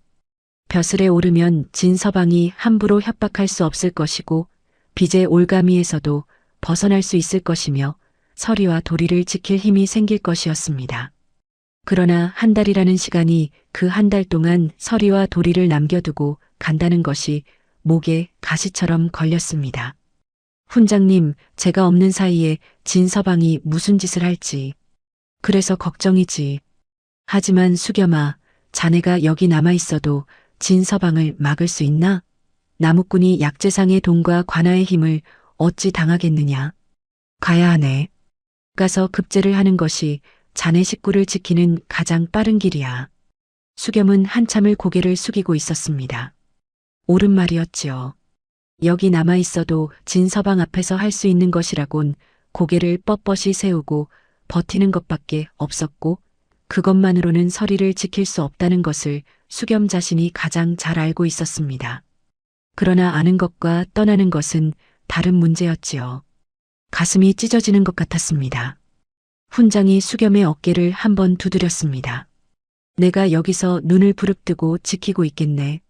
서리와 도리 일은 걱정 말고 자네는 한양에 가서 이름 석자를 방방에 올려오게나. 그날 밤 수겸은 서리 앞에 앉았습니다. 도리는 이미 잠들어 있었고 촛불 하나가 두 사람 사이에서 흔들리고 있었지요. 수겸이 말을 꺼내기까지 한참이 걸렸습니다. 내가 한양에 다녀와야 할 것 같소? 서리가 고개를 들었습니다. 가을 별시가 있소. 과거를 보러 가야 하오. 서리의 눈이 수겸의 얼굴 위를 천천히 훑었습니다. 수겸의 표정에서 무언가를 읽고 있었지요. 이 사람이 왜 이렇게 힘든 얼굴을 하고 있는지, 한양에 가는 것이 왜 이토록 무거운 일인지를. 보름에서 한 달은 비워야 하오. 그 사이 당신과 돌이 둘만 남게 되는데. 수겸이 말끝을 잇지 못했습니다. 진서방 이야기를 꺼내야 하는지 말아야 하는지 망설이고 있었지요.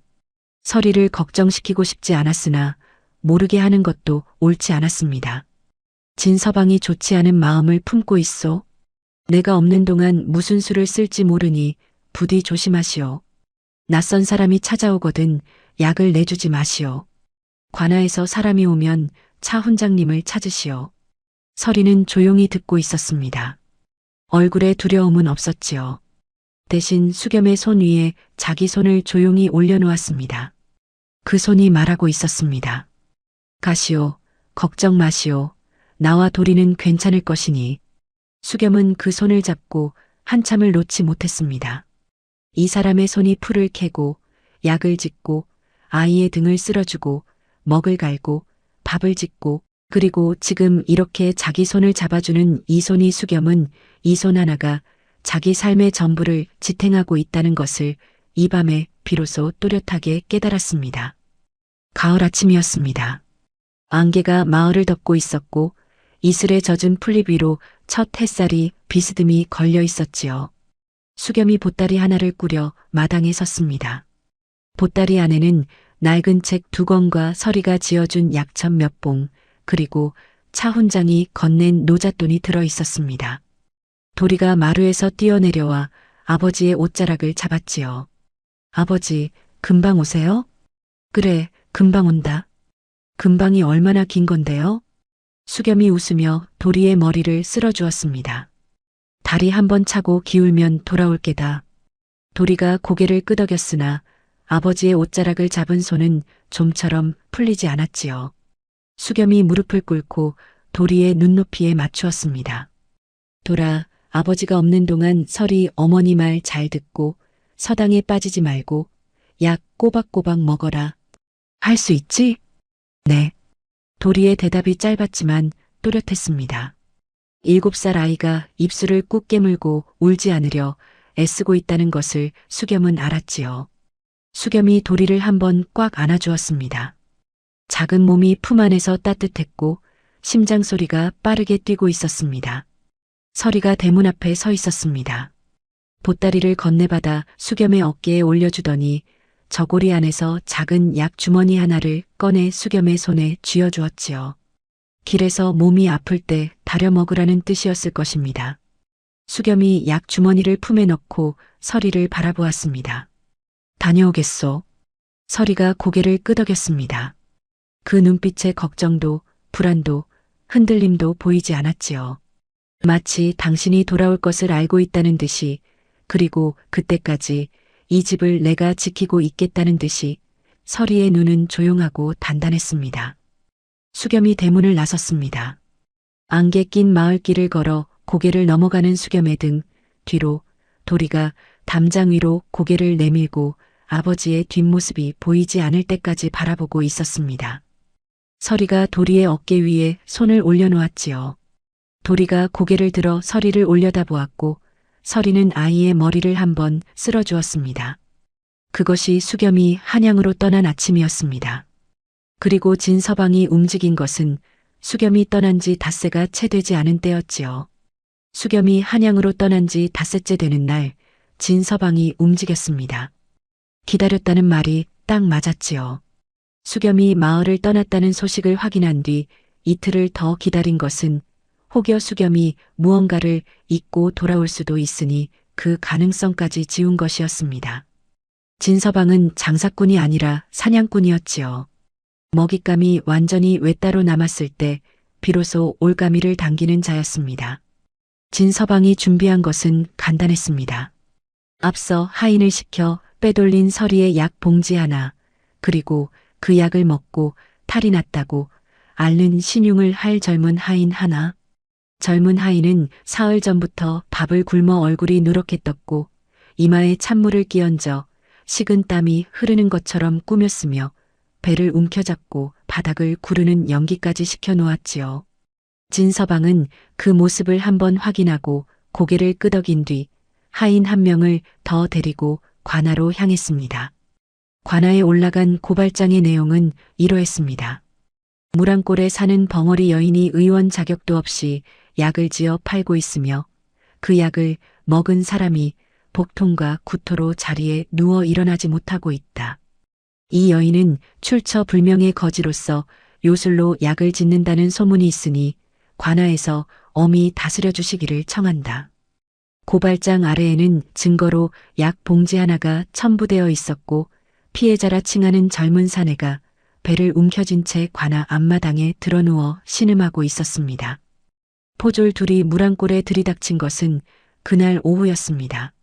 서리는 처마 밑에서 약재를 말리고 있었고 도리는 서당에서 돌아와 마루에 앉아 서리 옆에서 풀잎을 만지작거리고 있었지요. 마당으로 거친 발소리가 들려왔을 때 서리의 손이 먼저 멈추었습니다. 도리가 고개를 들었고 포졸 둘이 대문을 밀치고 들어서는 것이 보였지요. 이 집에 벙어리 여인이 있느냐? 약을 지어 사람을 해쳤다는 고발이 들어왔다. 관아로 가야 한다. 서리의 얼굴에서 핏기가 빠졌습니다. 그러나 도망치거나 몸을 사리지 않았지요. 포졸을 똑바로 바라보며 입을 열었으나 역시 소리는 나오지 않았습니다. 고개를 저으며 두 손을 내저었지요. 아무도 해치지 않았다는 것을 말 대신 온몸으로 호소하고 있었으나 포졸은 들을 귀가 없었습니다. 말을 못하건 말건 관아에서 밝힐 일이다. 따라오너라. 포졸 하나가 서리의 팔을 잡았습니다. 그 순간이었지요. 도리가 마루에서 뛰어내렸습니다. 7살 배기의 몸이 작았지만 빨랐습니다. 포졸과 서리 사이에 뛰어들어 두 팔을 벌리고 포졸 앞을 가로막았지요. 온몸이 부들부들 떨리고 있었습니다.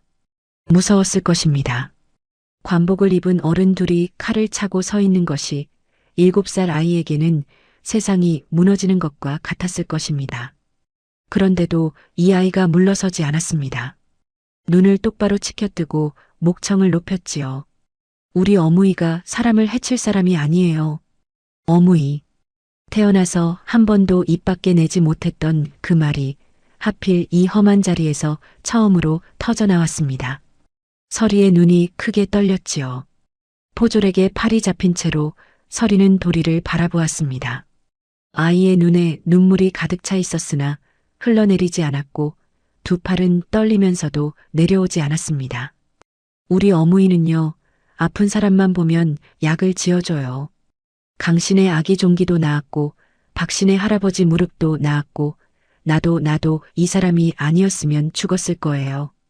우리 어무이가 나쁜 사람이 아니란 말이에요. 포졸이 잠깐 멈칫했습니다. 아이의 눈빛이 너무 또렷하고 절박했기 때문이지요. 그러나 관아의 명이 떨어진 이상 포졸이 제 판단으로 물러설 수는 없는 법이었습니다. 꼬마야, 비키거라. 관아에서 밝힐 일이니 내가 나설 자리가 아니다.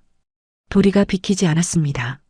서리의 치마폭을 움켜쥔 채 이를 악물고 버텼지요. 포졸이 도리를 옆으로 밀어내려 했을 때 서리가 먼저 움직였습니다. 잡혀있던 팔을 가만히 거두고 도리 앞에 무릎을 꿇었습니다. 아이의 눈물 고인 얼굴을 두 손으로 감싸쥐고 이마를 도리의 이마에 가만히 맞대었지요. 말은 없었지만 그 몸짓이 말하고 있었습니다. 괜찮다, 울지 마라. 내가 갔다 올 테니. 서리가 일어서서 포졸 쪽으로 한 걸음 나아갔습니다. 스스로 따라가겠다는 뜻이었지요. 포졸이 서리의 양팔에 포승줄을 감았고 서리는 고개를 숙인 채 끌려갔습니다. 도리가 대문 앞에서 주저앉아 울음을 터뜨렸지요. 하늘이 무너지는 듯한 울음이었습니다. 서리가 관아에 끌려 들어갔을 때 진서방은 이미 관아 한쪽에 의기양양하게 앉아 있었습니다. 그 옆에 젊은 하인이 배를 움켜쥐고 바닥에 누워 신음하고 있었고 약 봉지가 증거물로 현관 앞에 놓여 있었지요. 진서방의 입꼬리가 올라갔습니다. 벙어리 여인이 무슨 변명을 하겠느냐, 말을 못하니 입을 열 수도 없고 증거는 갖추어져 있고 피해자까지 눈앞에 있으니 이 판은 이미 끝난 것이나 다름없다고 생각했을 것입니다. 현감이 서리를 내려다보며 물었습니다. 내가 이 약을 지었느냐? 서리는 고개를 들어 현감을 바라보았으나 입이 열리지 않았지요. 고개를 끄덕일 수도 저을 수도 없는 상황이었습니다. 약을 지은 것은 사실이되 사람을 해친 적은 없으니까요. 어찌 대답이 없느냐? 진서방이 끼어들었습니다. 사또, 이 여인은 벙어리입니다. 말을 못합니다. 말을 못하니 변명도 못하는 것이지요. 다만 증거는 명백합니다. 이 약 봉지가 이 여인이 지은 것이고 이 사내가 이 약을 먹고 쓰러진 것이니 사술로 약을 지어 사람을 해친 죄로 다스려 주십시오. 관아 앞마당에 모여든 마을 사람들이 웅성거렸습니다. 진서방의 말만 들으면 서리가 죄인이 된 것이나 다름없었지요. 서리는 포승줄에 묶인 채 고개를 숙이고 있었고 그 모습이 이미 죄를 인정한 것처럼 보였을 것입니다. 그때였습니다. 관아 밖에서 허둥지둥 달려오는 발소리가 들렸지요. 차 훈장이었습니다. 도리가 울면서 서당으로 달려가 훈장에게 매달렸고 훈장이 지팡이를 짚고 관아까지 달려온 것이었습니다. 숨이 찬 채로 관아 문을 열고 들어선 훈장이 현감 앞에 무릎을 꿇었지요. 사또 한 말씀만 올리겠습니다. 이 여인은 말을 하지 못하는 사람입니다. 말을 못하니 자기 입으로 결백을 밝힐 수가 없습니다. 그러나 입으로 못하는 것을 손으로 할 수 있는 사람입니다. 부디 이 여인에게 손으로 증명할 기회를 주십시오. 그것이 공평한 일이 아니겠습니까? 현감이 잠시 생각에 잠겼습니다. 차 훈장은 이 고을에서 오래 서당을 연 사람이라 현감도 그 이름을 알고 있었지요. 훈장의 말이 일리가 있었습니다. 벙어리에게 말로 변명하라는 것은 벙어리에게 노래를 부르라는 것과 같은 것이니까요. 어떻게 증명한단 말이오? 이 여인이 정말로 약을 지을 줄 아는 사람인지, 그리고 그 약이 사람을 살리는 약인지, 해치는 약인지를 이 자리에서 직접 시험하면 될 것입니다. 실제 병자를 데려다가 이 여인의 약과 제민당의 약을 동시에 써보십시오. 그러면 진위가 밝혀지지 않겠습니까? 진서방의 얼굴이 굳었습니다.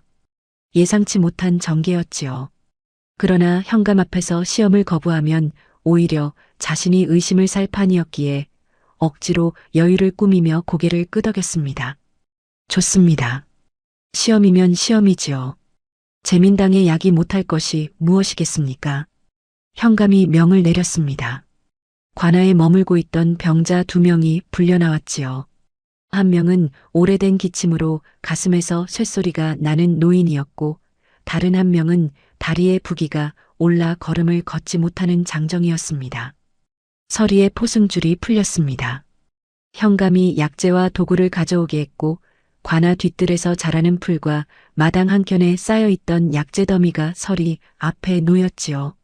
진서방 쪽에서도 제민당의 약재가 들어왔습니다. 서리는 잠시 눈을 감았습니다. 그리고 눈을 떴을 때 그 눈빛이 달라져 있었지요. 두려움이 거치고 조용하고 단단한 집중이 자리를 잡았습니다. 약재 더미 앞에 무릎을 꿇고 앉아 풀을 하나하나 집어들었습니다. 코에 대고 냄새를 맡고 줄기를 꺾어 단면을 살피고 잎의 결을 손끝으로 훑쳤지요. 쓸 것과 쓰지 않을 것을 가려내는 속도가 놀라울 만큼 빨랐고 그 선택에 망설임이 없었습니다. 관아 앞마당에 모인 사람들이 숨을 죽였습니다. 서리의 손이 움직이기 시작했지요. 풀을 다듬고 뿌리를 깎고 잎을 찢어 절구에 넣고 물을 부어 다리고 그 모든 과정이 막힘없이 흘러갔습니다. 마치 물이 높은 데서 낮은 데로 흐르듯이 그 손끝이 하나의 동작에서 다음 동작으로 자연스럽게 이어졌지요. 약재를 아는 사람이라면 눈을 의심했을 것입니다.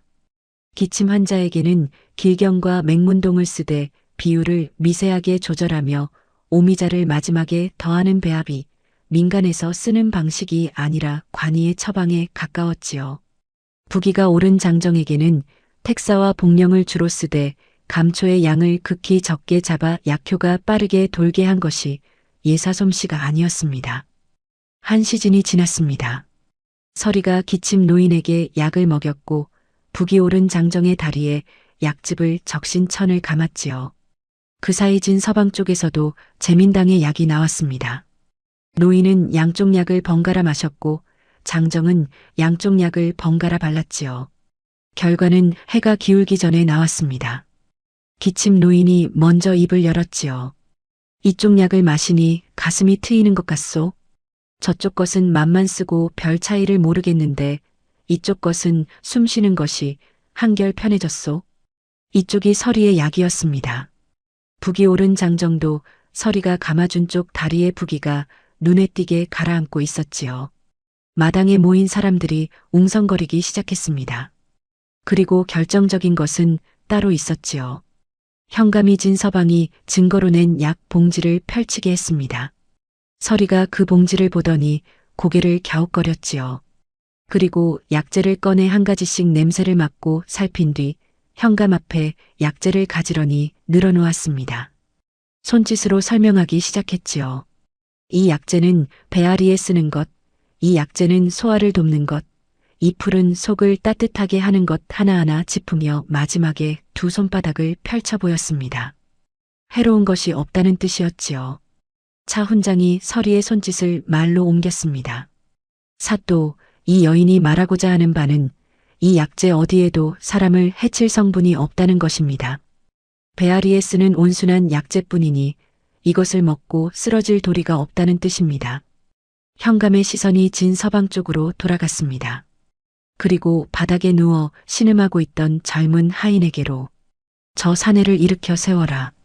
포졸이 하인을 일으켜 세웠습니다. 현감이 하인의 얼굴을 자세히 들여다보았지요. 얼굴이 누렇게 뜬 것은 밥을 굶은 탓이었고 이마에 땀은 식은 물을 끼얹은 탓이었으며 배를 움켜쥐는 신용은 신용일 뿐이었습니다. 현감이 포졸에게 명했지요. 저자에게 밥상을 드려라. 밥상이 나오자 하인은 당황했습니다. 배가 아파 쓰러진 사람이 밥을 먹으면 말이 안 되니까요. 그러나 사흘을 굶은 몸이 밥 냄새를 맡자 저도 모르게 손이 움직였고 허겁지겁 밥을 퍼넣는 그 모습에 관아 앞마당이 술렁했습니다. 배가 아파 죽겠다던 사람이 밥 세 그릇을 비운 것이지요. 현감의 얼굴이 차갑게 굳었습니다. 시선이 진서방에게로 향했지요. 진서방, 할 말이 있느냐? 진서방의 얼굴이 사색이 되었습니다. 그러나 오래 장사를 한 자답게 빠르게 수습하려 들었지요. 사또, 이것은 오해가 있었던 모양입니다. 하인이 정말로 아팠으나 약효가 늦게 나타난 것일 수도. 무구로 다스리겠다. 현감의 한마디가 떨어졌습니다. 진서방의 입이 닫혔지요. 포졸이 진서방의 앞에 섰고 관아 앞마당에 모인 사람들 사이에서 탄식과 안도가 뒤섞인 웅성거림이 퍼져나갔습니다. 서리의 포승줄이 완전히 풀렸습니다. 관아 문을 나서는 서리의 앞으로 작은 몸 하나가 돌진하듯 달려왔지요. 돌이었습니다. 서당에서 소식을 듣고 관아까지 내달려온 아이가 서리의 허리를 두 팔로 꽉 껴안았습니다. 얼굴을 서리의 배에 묻은 채 소리내어 울었지요. 어무이 어무이. 서리가 천천히 무릎을 꿇고 도리를 안아 올려 품에 꼭 껴안았습니다. 소리 없이 눈물이 흘렀지요. 두 사람 다 말이 없었습니다. 도리는 울고 있었고 서리는 울지 않으려 입술을 깨물고 있었으나 눈에서 흐르는 것을 멈출 수는 없었습니다. 차 훈장이 두 사람 뒤에 서서 조용히 지켜보고 있었지요. 늙은 훈장의 눈시울도 붉어져 있었으나 입가에는 안도의 미소가 번져 있었습니다. 겨울이 지나고 봄이 왔습니다. 마을 앞 계곡의 얼음이 풀리고 뒷산 양지 쪽의 진달래가 한두 송이씩 고개를 내밀기 시작할 무렵이었지요. 도리는 하루에 서너 번씩 마을 어귀 고갯길에 올라가 먼 길 쪽을 바라보았습니다. 아버지가 떠난 지 넉 달이 지나 있었지요. 달이 차고 기울면 돌아온다던 약속이 벌써 3번이나 지났으니 7살 아이의 가슴에 불안이 차오르는 것은 당연한 일이었습니다. 서리도 걱정이 되지 않았을 리 없지요. 그러나 서리는 내색하지 않았습니다. 새벽이면 여전히 뒷산에 올라 약초를 캐고, 낮이면 도리에 약을 짓고, 저녁이면 수겸의 사랑방 책상 위에 먹을 갈아 놓았습니다. 수겸이 돌아오면 바로 붓을 잡을 수 있도록 비어있는 자리를 비어있지 않은 것처럼 지키고 있었지요. 그것이 서리가 기다리는 방식이었습니다. 그날도 도리가 고갯길에 올라가 있었습니다. 바람이 불어와 아이의 머리카락을 흩뜨렸고 멀리 고개 너머 길이 아지랑이 속에 아른거리고 있었지요. 도리가 돌아서려는 순간 고갯마루에 사람 하나가 나타났습니다. 보따리를 맨 사내의 실루엣이 봄 햇살 속에서 천천히 커졌지요. 걸음걸이가 빨랐습니다. 거의 뛰다시피 고개를 내려오고 있었습니다. 도리의 눈이 커졌습니다. 그리고 달렸지요. 작은 다리가 땅을 박차며 고갯길을 뛰어 올라갔고 산에도 보따리를 내팽개치고 뛰어왔습니다. 아버지. 수겸이 도리를 번쩍 안아 올렸습니다. 아이를 품에 꼭 껴안은 채 한참을 서 있었지요. 도리가 아버지 목을 껴안고 울었습니다. 이번에는 슬픈 울음이 아니었지요. 기쁘면서도 서러운, 오래 참았던 것이 한꺼번에 터져나오는 울음이었습니다. 아버지 왜 이렇게 늦었어요? 다리 3번이나 찾다 기울었는데.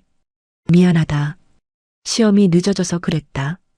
수겸이 아이를 내려놓고 얼굴을 들여다보았습니다. 넉 달 사이에 도리가 한 뼘은 더 자란 것 같았지요. 볼에 살이 올라 있었고 눈빛이 또렷했으며 무엇보다 뛰어 올라온 고갯길에서 기침 한 번 하지 않았습니다. 수겸의 코끝이 시큰해졌지요. 집에 들어서자 서리가 마당에 서 있었습니다. 마당 한켠에 널어놓은 약재가 봄바람에 살랑거리고 있었고 서리는 약재를 뒤집다 말고 대문 쪽을 바라보고 있었지요. 도리가 먼저 뛰어들어와 아버지 왔어 하고 소리쳤고 그 뒤로 수겸이 대문을 넘어서는 것이 보였습니다. 서리의 손이 멈추었습니다. 수겸의 얼굴을 살폈지요. 지쳐 있었습니다. 길에서 사흘을 걸은 얼굴이 먼지에 덮여 있었고 집시는 바닥이 닳아 발가락이 보였으며 두루마기는 땀과 흙에 절어 있었지요. 그러나 그 지친 얼굴 안에 무언가가 달라져 있었습니다. 눈이 밝았습니다. 떠날 때의 무거움이 걷혀 있었지요. 서리가 그것을 읽었고 두 눈에 빛이 번졌습니다. 수겸이 서리 앞으로 걸어가 천천히 무릎을 꿇었습니다. 먼지투성이 얼굴 그대로 마당 한가운데에서 급제했소. 서리가 두 손으로 입을 막았습니다. 눈에서 눈물이 흘렀지요. 소리 없이 흐르는 눈물이었습니다. 하고 싶은 말이 100마디, 1000마디였을 것입니다. 축하한다. 고생했다. 잘 돌아왔다. 그 모든 말이 목구멍에서 올라오다 소리가 되지 못하고 눈물이 되어 흘러내리고 있었지요. 수겸이 고개를 들었습니다. 내가 한양에서 붓을 잡을 수 있었던 것은 당신이 새벽마다 먹을 갈아 놓았기 때문이요. 내가 마음 놓고 시험장에 들어설 수 있었던 것은 도리가 당신 곁에 있었기 때문이요. 그리고 내가 이 자리까지 올 수 있었던 것은 수겸이 말을 잇지 못했습니다. 목이 메었지요. 한참을 고개를 숙이고 있다가 겨우 말을 이었습니다. 홍수물에서 당신을 건진 날부터 사실은 건짐을 받은 쪽이 나였소. 서리는 눈물을 닦으며 고개를 저었습니다. 자신은 그저 할 수 있는 것을 했을 뿐이라는 듯이 도리가 두 사람 사이에 뛰어들어 아버지의 목을 껴안았고 수겸이 한 팔로 도리를 다른 팔로 서리를 끌어안았지요. 봄바람이 마당 위를 스쳐 지나갔고 처마 끝에 달린 풍경이 맑은 소리를 냈습니다. 수겸의 급제 소식은 고을에 빠르게 퍼졌습니다. 무랑골의 가난한 나무꾼이 과거에 붙었다는 것은 이 산골 마을에서 수십 년 만에 처음 있는 일이었지요. 마을 사람들이 축하를 전하러 왔고 차훈장은 서당 마루에 앉아 연신 부채질을 하며 눈시울을 적셨습니다. 그런데 수겸의 급제보다 더 큰 일이 벌어진 것은 보름 뒤였습니다. 한양에서 내의원 소속 어의 한 사람이 강원도 고을을 순회하러 내려왔지요. 지방의 약재 사정을 살피고 전염병에 대비하는 것이 내의원 어의의 정기 업무 가운데 하나였는데 이번에 내려온 어인은 나이 60이 넘은 백발의 노인이었습니다. 성은 장씨, 내의원에서 30년 넘게 약을 다루어 온 사람이었지요. 어이가 고을 관아에 머물며 지방 약재를 점검하던 중 현감이 넌지시 꺼낸 이야기가 있었습니다. 얼마 전 관아에서 벌어진 공개 약재 시험 이야기였지요. 벙어리 여인이 약을 지어 재민당의 약과 겨루었는데 그 솜씨가 예사롭지 않았다는 것. 현감은 호기심 반, 자랑 반으로 그 이야기를 꺼냈고 어인은 처음에는 대수롭지 않게 들었습니다. 지방의 약초를 잘 다루는 민간인이야 덜어 있는 법이니까요. 그런데 현감이 시험 때 서리가 쓴 약재 배합을 기록해 둔 것을 보여주자 어이의 표정이 달라졌습니다. 기록을 들여다보던 어이의 손이 미세하게 떨렸지요. 이 배합법은 어이가 기록에서 눈을 떼지 못한 채 중얼거렸습니다. 기침에 길경과 맹문동을 쓰되 오미자의 비율을 이렇게 잡는 것은 민간에서 쓰는 법이 아닙니다. 이것은 내의원에서도 극히 일부만 아는 처방이요. 그것도 그냥 내의원의 처방이 아니라 어이가 고개를 들었습니다. 현감을 바라보는 눈에 믿기 어렵다는 빛이 서려 있었지요. 이것은 선대어의 서대인의 비전이요. 서대인께서 평생을 연구하여 완성하신 배합법인데 20여 년 전 영모 연자에 휘말려 가문이 풍비박산이 난 뒤로 이 비방을 아는 사람이 세상에 남아있지 않다고 여겼소. 이것을 쓴 사람을 만나야 하오. 당장 만나야 하오. 어이가 관아의 가마를 타고 무랑골까지 직접 찾아온 것은 그날 오후였습니다. 가마에서 내린 노인은 허리가 꼿꼿했고 눈빛이 형형했지요. 수겸이 마당에서 맞이하자 어이는 예의를 갖추되 서두르는 기색이 역력했습니다. 부인을 뵐 수 있겠소? 서리가 안에서 나왔습니다. 어이는 서리의 얼굴을 보자마자 숨을 멈추었지요. 한참을 말없이 서리를 바라보다가 조심스럽게 물었습니다. 약을 짓는 분이 이분이시오? 수겸이 고개를 끄덕이자 어이가 서리 앞에 다가가 두 손을 모아 읍을 했습니다. 그리고 품에서 작은 종이를 꺼내 서리 앞에 펼쳐 놓았지요. 그 위에 약재 배합 하나가 적혀 있었습니다. 이 배합을 아시오? 서리가 종이를 내려다보았습니다. 그리고 눈이 흔들렸지요. 입술이 달싹거렸고 숨이 가빠졌습니다. 서리가 알고 있었습니다. 그 배합을 알고 있었을 뿐 아니라 그것을 보는 순간 무언가가 가슴속 깊은 곳에서 솟구쳐 올라오고 있었지요. 어이가 조심스럽게 말을 이었습니다. 이것은 선대어의 서유민 대인께서 남기신 비전 중 하나요. 서 대인은 내의원 최고의 어이셨으나 20여 년 전 영모에 연자되어 가문이 멸문을 당하셨소. 일가가 흩어지고 대부분이 목숨을 잃었는데 어이가 잠시 말을 끊었습니다. 서리의 눈에서 눈물이 흐르고 있었기 때문이지요. 소리 없이 그러나 멈출 수 없이 흐르는 눈물이었습니다. 서 대인의 손녀가 하나 있었다는 기록이 남아있어. 태어날 때부터 말을 하지 못했으나 서 대인이 직접 약을 가르쳤다 하오.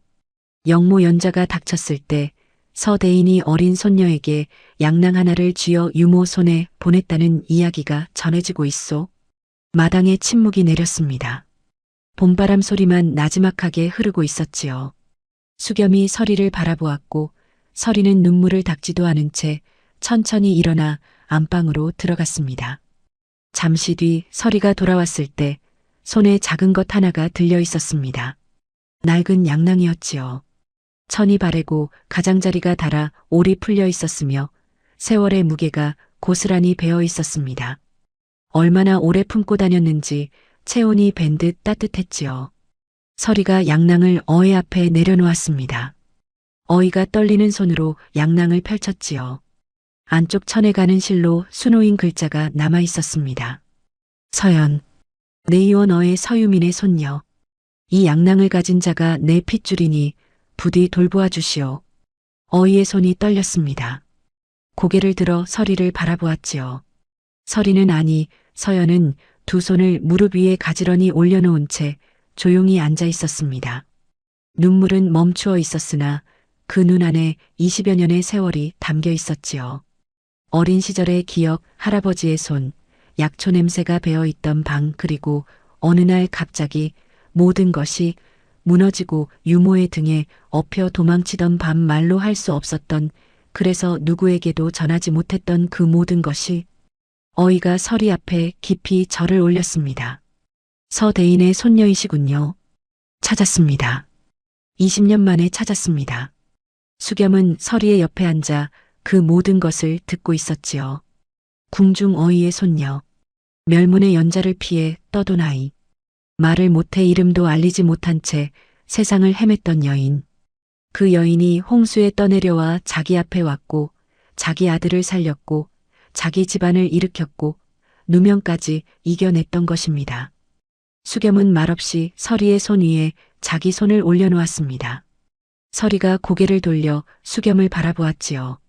그리고 처음으로 울면서 웃었습니다. 소리 없는 웃음이었으나 수겸이 본 어떤 웃음보다 환했습니다. 서리의 정체가 밝혀진 뒤 진서방의 일도 마무리가 되었습니다. 무고죄에 더하여 관아에서 제민당의 장부를 조사하자 오래도록 감추어져 있던 것들이 하나하나 드러났지요. 가난한 백성에게 약값을 두세 배로 매겨 폭리를 취한 것, 이자에 이자를 붙여 빚을 갚을 수 없게 만든 것, 빚을 갚지 못하는 사람에게 노역을 시키거나 토지를 빼앗은 것, 그리고 약재의 품질을 속여 싼 약재로 비싼 약을 만들어 팔아온 것까지, 고을 사람들이 오래도록 당하면서도 입 밖에 내지 못했던 것들이 장부의 숫자 속에 고스란히 남아 있었습니다. 현감이 진서방을 엄히 다스렸지요. 제민당은 문을 닫았고 진서방이 부당하게 빼앗은 토지와 재물은 원래 주인에게 돌아갔으며 수겸에게 씌워졌던 빚도 부당한 여자가 전부 깎여나갔습니다. 마을 사람들은 그제야 한숨을 돌렸지요. 오래도록 목을 조이던 올가미가 풀린 것이었습니다. 수겸은 벼슬길에 올랐습니다. 크게 높은 벼슬은 아니었으나 더 이상 나무를 해서 빚을 갚아야 하는 날은 없었지요. 도리는 서당에서 글을 읽고 동무들과 뛰어놀고 집에 돌아오면 마당에서 서리 옆에 쪼그리고 앉아 약초 이름을 외웠습니다. 그런데 말입니다. 서리는 변하지 않았습니다. 궁중 어이의 손녀라는 것이 밝혀지고 남편이 벼슬에 올라 살림이 넉넉해진 뒤에도 서리는 여전히 새벽이면 뒷산에 올랐지요. 약초를 캐고 말리고 빻고 다리는 일을 멈추지 않았습니다. 더 이상 약을 팔아 생계를 이을 필요가 없었는데도 말이에요. 수겸이 어느 날 저녁 서리에게 물었습니다. 마루에 나란히 앉아 먼 산을 바라보며 혼잣말처럼 이제 편히 쉬어도 될 텐데 왜 여전히 산에 오르시오? 서리는 잠시 먼 산을 바라보았습니다. 그리고 품에서 그 낡은 양낭을 꺼내 가슴에 대었지요. 할아버지가 마지막으로 쥐어준 것, 말을 못하는 손녀에게 목소리 대신 남겨준 것, 이 손으로 약을 지으면 말이 필요 없다고, 이 손끝이 내 언어라고 그것을 가르쳐 주신 분의 마지막 선물. 수겸은 더 묻지 않았습니다. 서리의 눈을 보면 알 수 있었지요. 이것은 생계가 아니라 존재의 증거였습니다. 말없이도 세상에 무언가를 남길 수 있다는 믿음, 소리가 없어도 살아있다는 것을 증명하는 방식? 그것을 멈추는 것은 숨을 멈추는 것과 같았을 것입니다. 서리의 손에서 나온 약은 이후로도 마을 사람들에게 전해졌습니다. 돈을 받지 않았지요.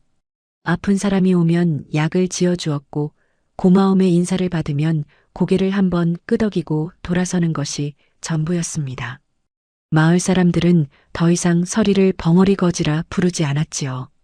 이름을 불렀습니다. 서리라고. 도리는 무럭무럭 자랐습니다. 환절기에도 앓지 않았고 서당에서 글을 잘 읽었으며 집에 돌아오면 여전히 서리 곁에 붙어 약초 이름을 배웠지요. 어느 날 도리가 서리에게 말했습니다. 어무이, 나도 크면 어무이처럼 약을 지을 수 있지? 서리가 도리의 머리를 쓸어주며 고개를 끄덕였습니다. 그럼 나는 말도 하고 약도 짓고 할 거야. 어무이가 하고 싶은 말을 내가 대신 해줄 수 있잖아. 서리의 손이 도리의 머리 위에서 멈추었습니다. 그리고 아이를 끌어안았지요. 소리 없이 오래도록 안고 있었습니다. 도리는 서리의 품 안에서 가만히 눈을 감았고 마당 위로 저녁 햇살이 길게 기울어져 두 사람의 그림자가 하나로 겹쳐 있었습니다. 마을 사람들은 가끔 이렇게 말했습니다. 저 나무꾼이 진정으로 부자가 된 것은 과거에 급제한 날이 아니라 그보다 훨씬 전 장마의 불어난 강물 속에서 떠내려오던 여인의 팔목을 잡은 그 순간이었다고 말이지요. 오늘도 끝까지 들어주셔서 감사합니다. 이 이야기가 마음에 작은 울림이 되었다면 좋아요와 구독 부탁드립니다. 다음 이야기에서 다시 뵙겠습니다.